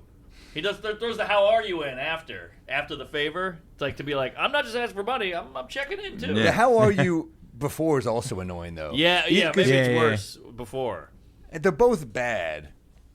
But, What would you rather have? Just a Venmo request? I'd rather that. Just, hey, can I ask you something? Just like that. Yeah. How are you? You don't care how I'm So doing. you can't borrow money expecting it back. If you ever lend someone money, Right, you can't. have to accept that it's gone. I know, that's a bummer. And then if you ask for it back, somehow they get mad at you. Because there was like, I don't know, there was a moment like when you're an adult of like, I can never ask for money again. I don't know when it was, but it just felt like because someone would do it to you, and you're like, yeah, oh, that's sad. Yeah, boy, I also don't like when they bring up, they go, I know I owe you money, by the way. I'm like, that does nothing for me. You're aware of it? That's great. That's even worse. We have a tab? Or how about when they owe you $500 or whatever, and you're at a bodega, and you're like, I'll get the Coke, and they'll go, let me get the Coke. Square, it's $1.48. You just go $498.50. Yeah. I got another peeve. Just a simple peeve. Referrals at the doctor's office. I hate I have to go to the doctor to see another doctor. Oh, yeah. That's crazy. You need to write me a thing so I can see the doctor I actually need to see. I hate that. Crazy. But sometimes there's no referral, which is confusing also, which is like, oh, we'll just take care of it. We'll just... I love that. Yeah. But it's like, I thought I needed a referral. You don't. The difference in quality between the Paw Patrol movies and the Paw Patrol series, let me just fucking tell you. You'll know. Oh, yeah. Yeah, do you have any qualms with the TV showing, screen time? You worried about that at all with the kids? Yeah, it's fine. I mean, Miss Rachel really triggered my autism. It was hard for me to watch because they do like zoom-ins of her mouth. It's like very sensory, like ASMR, because she's a speech therapist, so she's like teaching kids to talk. Oh, weird. It is like very helpful for kids, but it was excruciating for me to watch. Right. But he loved it. It was his first thing that he watched, and she's. I just did an episode of my podcast all about her because of all the controversies that she's gotten the in. Gaza stuff. Yeah. Yeah. Which aren't even real controversies, but it's just the people that go after her. Oh, really? What's the name of your pod, Mike? Nerd of Mouth. Nerd of Mouth. But her whole thing was about like kids shouldn't die, and that's a hot take. They called her like an agent for Hamas. Whoa. Yeah, anti-Semitic. Because she did a video with a 3-year-old Palestinian amputee. Ooh. Yikes. I'm trying to have a nice Sunday here. Trying to enjoy my matzah. Yeah. I don't know who's the agent of Hamas, but I think they work at WME as well. I got a great deal for you. Boy, she must be loaded, right? I mean, the amount of views she has. Well, now, like yeah. I mean, she has, that's how I feel about her controversies. Yeah. But she has, merchandise and all that, like toys at Target and the Netflix deal. Really? Yeah. Good for the smart of Netflix. Wow. I mean, and she Brian built it Cox. herself in 2019, like started the channel. And then, the pandemic was like, there is something, I don't know if you're there yet, but when your kid first starts watching TV, that relief that you have of not having to worry about them the entire time is intoxicating. I know. That's why you go on these YouTube kid stuff, and it's like 8 trillion views, because it's every parent in America just being like, yeah. And they put autoplay on, so it never ends. Right, exactly. What about the pen? The who? The crib. Doesn't the crib protect them? I don't have any kids. Oh, yeah. But the crib, The unless you're putting the pen. I'm sorry. The It's not a pen. That's But the thing is, sometimes there's an Italian baby in there, and he intimidates you, and then you hang yourself on the mobile. How old is Miss Rachel? I think 42, 43. Wow. She must have wild sex. Yeah. I think because you have to go the other way. Mr. Rachel? That's her husband, Mr. Aaron. 42. And, he's a music director, and they do all the stuff together. Wow, she's from Maine. How about that? Yeah. All right. Good for her. She's killing it. Yeah, And people kids love her. Yeah. Kids love her. It's almost like a hex she puts on you. Well, because so much stuff made for kids is like garbage, like designed to be garbage, like Cocomelon and all of that. It's like very like quick cuts and things, and her thing is like focusing on her and eye contact. Because she talks to them like they're people, right? Yeah, it's called parentese. Yeah, that's the language of like how you change your voice and everything. Like Miss Rachel porn. Jesus. You pulled up his Rachel porn. Did you put my face on it instead? No, don't do that. I'll never get a boner again. All right, there we go. We got Rodney's bug. Oh, yeah. Did I skip a peeve? Did someone say a peeve? Or did someone have one? I had the referral one, but yeah. Oh, yeah. Shit, I had another one. Oh, how about this guy? I'm going to fuck this up. But the guy who goes, he won't just tell you something, he makes you have to say it. You know, I'll be like, remember that diner we went to last week? And you go, I don't know. He goes, you remember the diner? Come on, it was the one on 34th. I'm like, well, what about it? And he's like, what? You know the diner. And I'm like, just tell me the diner. He has to pull it out of you. It drives me crazy. That was our friendship, but you were always drunk and I was always sober, so I had to remember the diner. So you actually did fill in the blanks for us a couple times. Yeah. I don't know how you did it, because those early years were so hard. Like, I had a day job. I was living out in Crown Heights. I was getting mugged, doing open mics, and I had to have a fucking drink. And you stayed. Well, he had straight. he had his soda and his candy. I guess so. And my action figures. Yeah. Well, I gave those up when I moved to New York, and then I started collecting again when I moved to LA. And it is a genuine addiction, because I'll buy one sometimes and you don't feel anything. And that's when you're like, okay, I got to stop for a while. Is there one you had your eye on and like a big gig? You're like, I'm getting this one. What was that? Galactus. Pull it up.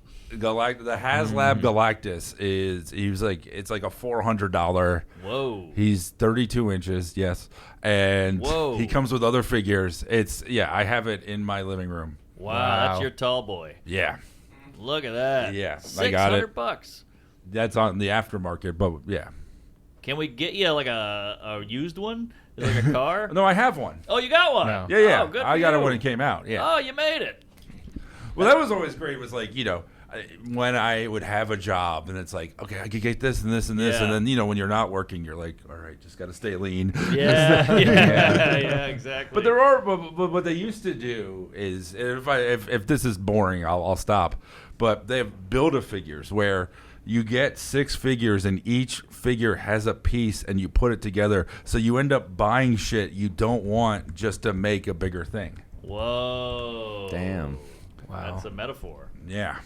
It's so funny. Are you ever doing that in your wife's... I'm sorry. What are you say? You ever doing that in your wife's like, could you cut the lawn or redo the deck? It's like you're putting together this complicated action figure. She knows what I am. It's like, we need the bathroom redone. It's like you could take your action figure skills and redo the bathroom.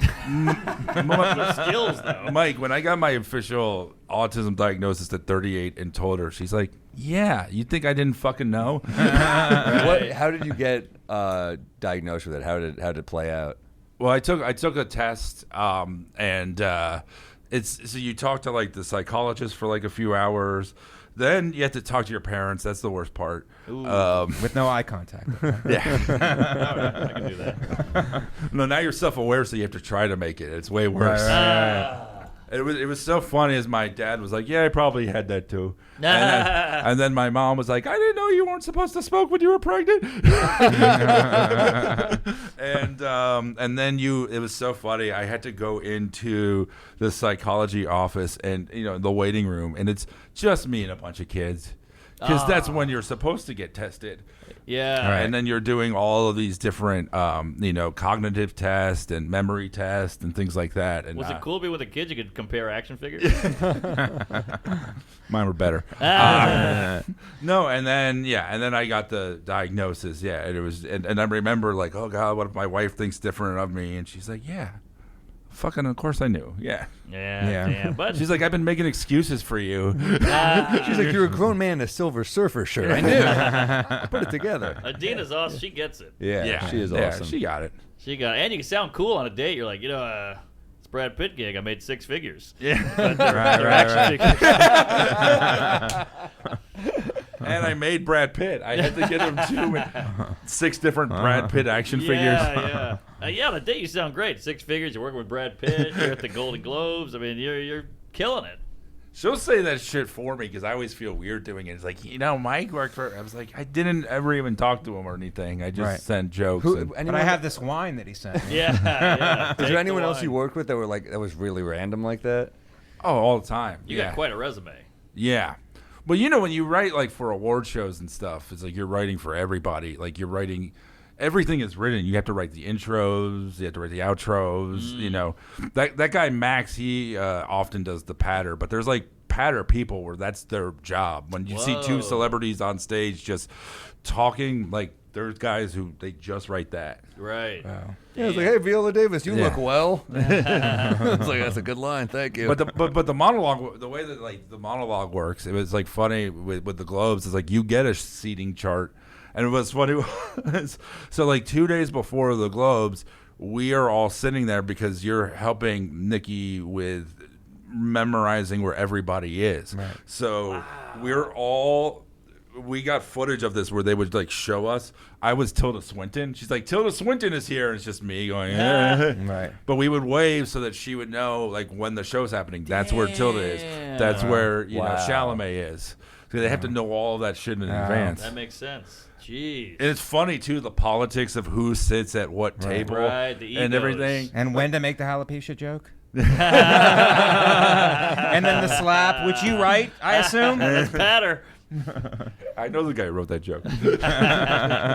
See, someone writing Will Smith is like, I like pretty girls. Like, that's it. I'm straight. The only thing I'll say about that joke is like, you know, I've talked to the guy and it's like he wrote 20. That's the one they picked, and he never, you know, he wasn't thinking, oh, this would, you know. And then Chris Rock picked it, and he didn't think that would happen either. No one did. No. Such a nothing joke. Alopecia, yeah. Yeah.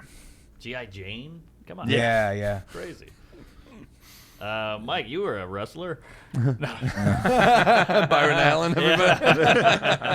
Well, it's Nice coming transition. back. Is it? It replaced the After Midnight. Byron Allen is? Yeah, Comics Unleashed. Oh, Comics Unleashed. I It's just in got the email. Oh, hey. Yeah. It's in the 12:35 slot. Yep. Nice.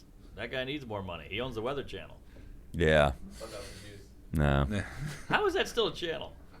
I know. I think we talked about this already. This is Seinfeld episode 2, bitch. Yeah. How is the Weather Channel a channel? Yeah. We Why can don't you look just outside. go outside? It's partly cloudy.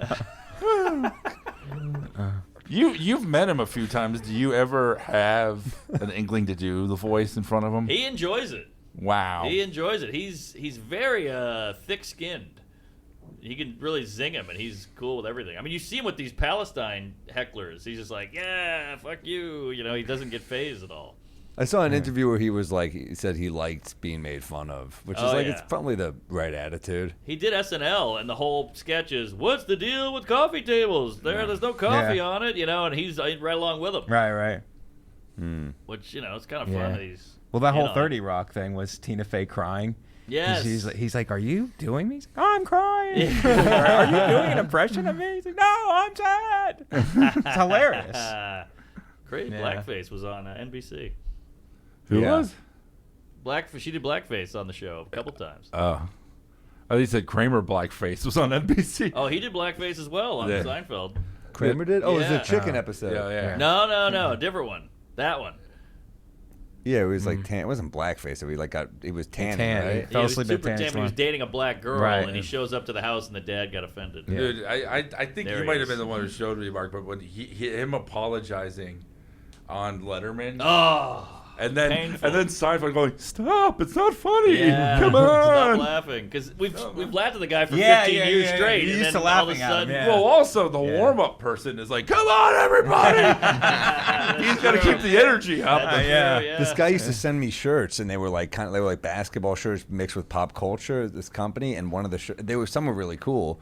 Like he did like a Knicks one, a Death Row Records Knicks one, but then he did one he sent me, and it was Kramer in blackface. He's a black guy, so he thinks it's funny. But I was like, I can't wear this fucking shirt. Right. People are gonna think I'm a psycho. You have to show them the fork that's stuck up your ass. Oh, I forgot about that. Was it? That's not it. That's not it. I don't know where it is. Damn. Yeah, man. I started around the time that happened, and it was interesting. You know, it's like. There's that part of me that's like, it did feel like people were saying he's an amateur, and he had done a lot of stand-up before, right? Yeah, Kramer? well, I mean, Michael Richards. Right. But was he was a stand-up?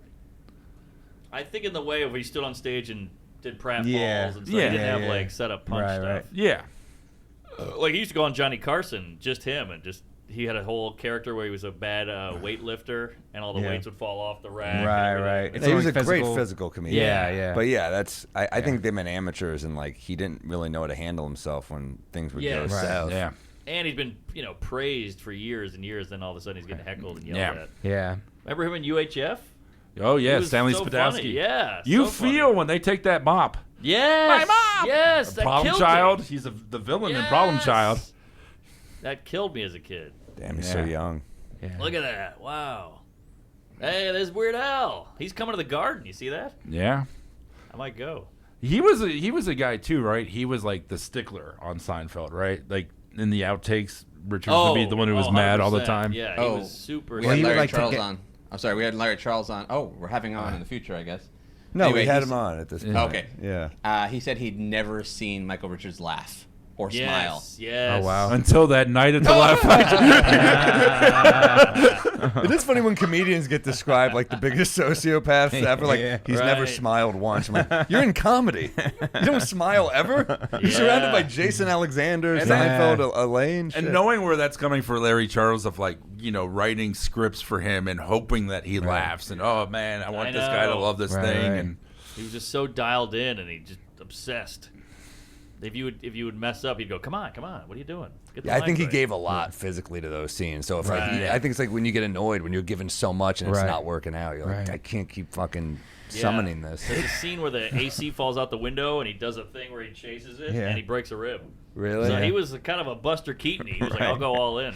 Well, he's not a veteran. You guys are like, actually, the guy's like a war hero. It's like, I don't know. I mean, I'm all for what you're saying, but don't worry, the heart is purple. It's not black.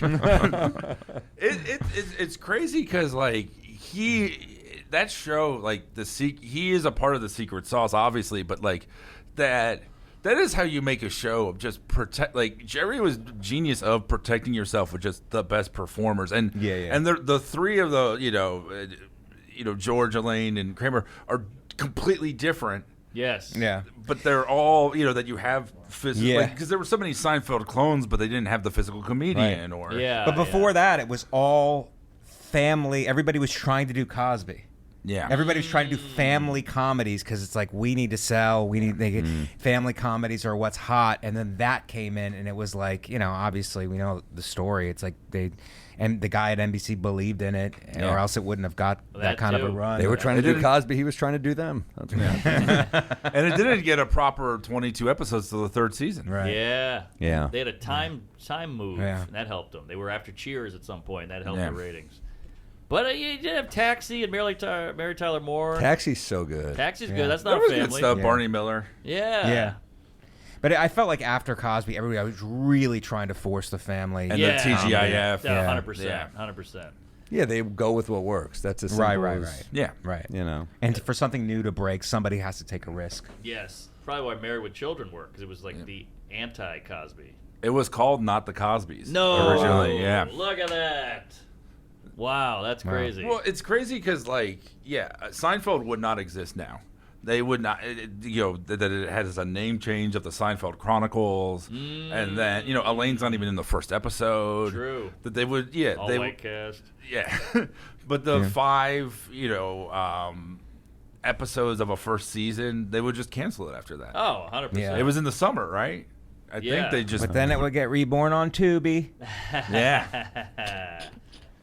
Well, there you go. And see Mike on Tubi. No, you got a special out there. I on Comedy Central years ago. Well, check out Mike's podcast, Nerd of Mouth, and watch up. Mike Vecchione's new special on YouTube. Low Income White on Nateland Entertainment. Yeah. Two of our faves. Clean as a whistle. Yeah, look at you. Yeah. Man, you look rugged and hunky. Look at that. Yeah. Good nights, Tempe, Des Moines, Hartford, and the Zanies Lab. Nice. MikeVecchione.com for dates. Please follow me, Comic Mike V. Oh, yeah. Definitely check that out. Mike is terrific. One of the best. Yeah. Thank you, guys. What's the next? First saw you at Ochi's Lounge and Comics. Whoa, there you go. Yeah. And I was like, that's a comedian. Thank you, buddy. Yeah. Remember, we get a nugget every now and then. You're like, ooh, Hannibal's coming. Yeah. Oh, my God. This is crazy. Mulaney is gracing us with his presence. Yes. Or one time Marin came down. He was like, look at all you sad, pathetic people. And we loved it. Oh, God. I'll be at when does this come out? There you go. Start August 22. Irvine Improv, and then we got Oklahoma City, Then we got the Venetian in Vegas, Rochester, the 22nd, the 25th, 25th to the 27th in Rochester, New York. Chicago Theater, Winnipeg, a big Euro tour in October. It should be up by now. You're going to be one of those dads that farts on their kid, aren't you? But he has. Can't wait. He's going to be at you're just His first words was, please no. Yeah, you're just going to raise you. I'll be in Barcelona, London, Paris, Amsterdam, fucking all over. I'm forgetting a bunch of Dublin. I'm all over. It's on my website. I'll come out to your place in Europe. Then we got Salt Lake City and the biggie at Carnegie Hall, December 4th. Oh, Reno as well. I forgot. But yeah, December 4th, New York. And he will not be writing on a TV show, and we'll have plenty of free time. Did we get any news? No, me being impatient. Get a text. Hey, I'm in the Hamptons and Calgary with Adam Ray. Las Vegas, Dallas, hello. And then good old Akron, Ohio, Dayton. Then we're going to Halifax. I've never been there. I'm pretty excited. Ottawa, Huntsville, Hattiesburg, San Jose, Boulder. We added a show. And then we're off to Europe. Athens, Oslo, Stockholm, Helsinki, Dublin. Then back to some casino and Valley Center. Off to Magoobies, Rochester, D.C., Chocolate City. Rochester, Niagara Falls, San Diego. Come on out, say hello. Get some Bodega Cat. BodegaCatWhiskey.com. And just DM the Bodega Cat Whiskey account on Instagram. Matt, our boy, will get it in your liquor store. Me stumbling in the beauty bar drunk might have gotten us in a beauty bar in New York. So there you go. That's how it happens. Two guys were like, why don't they serve Bodega Cat here? And I go, why don't you ask the owner right there? And they did. And he goes, you have a whiskey? I think we're in. We got to keep you drinking just for business. I'll keep stumbling in, dude. Hell yeah, the stumble in. We should work stumble there. In. It's a good bar. Right, walk in, smoothly. Yeah. Well, folks, check out the special. Hire Mike to write for you if you're Brad Pitt level. Are you doing the ESPYs? No. No, something about the way I look in sports, they just didn't put the two together.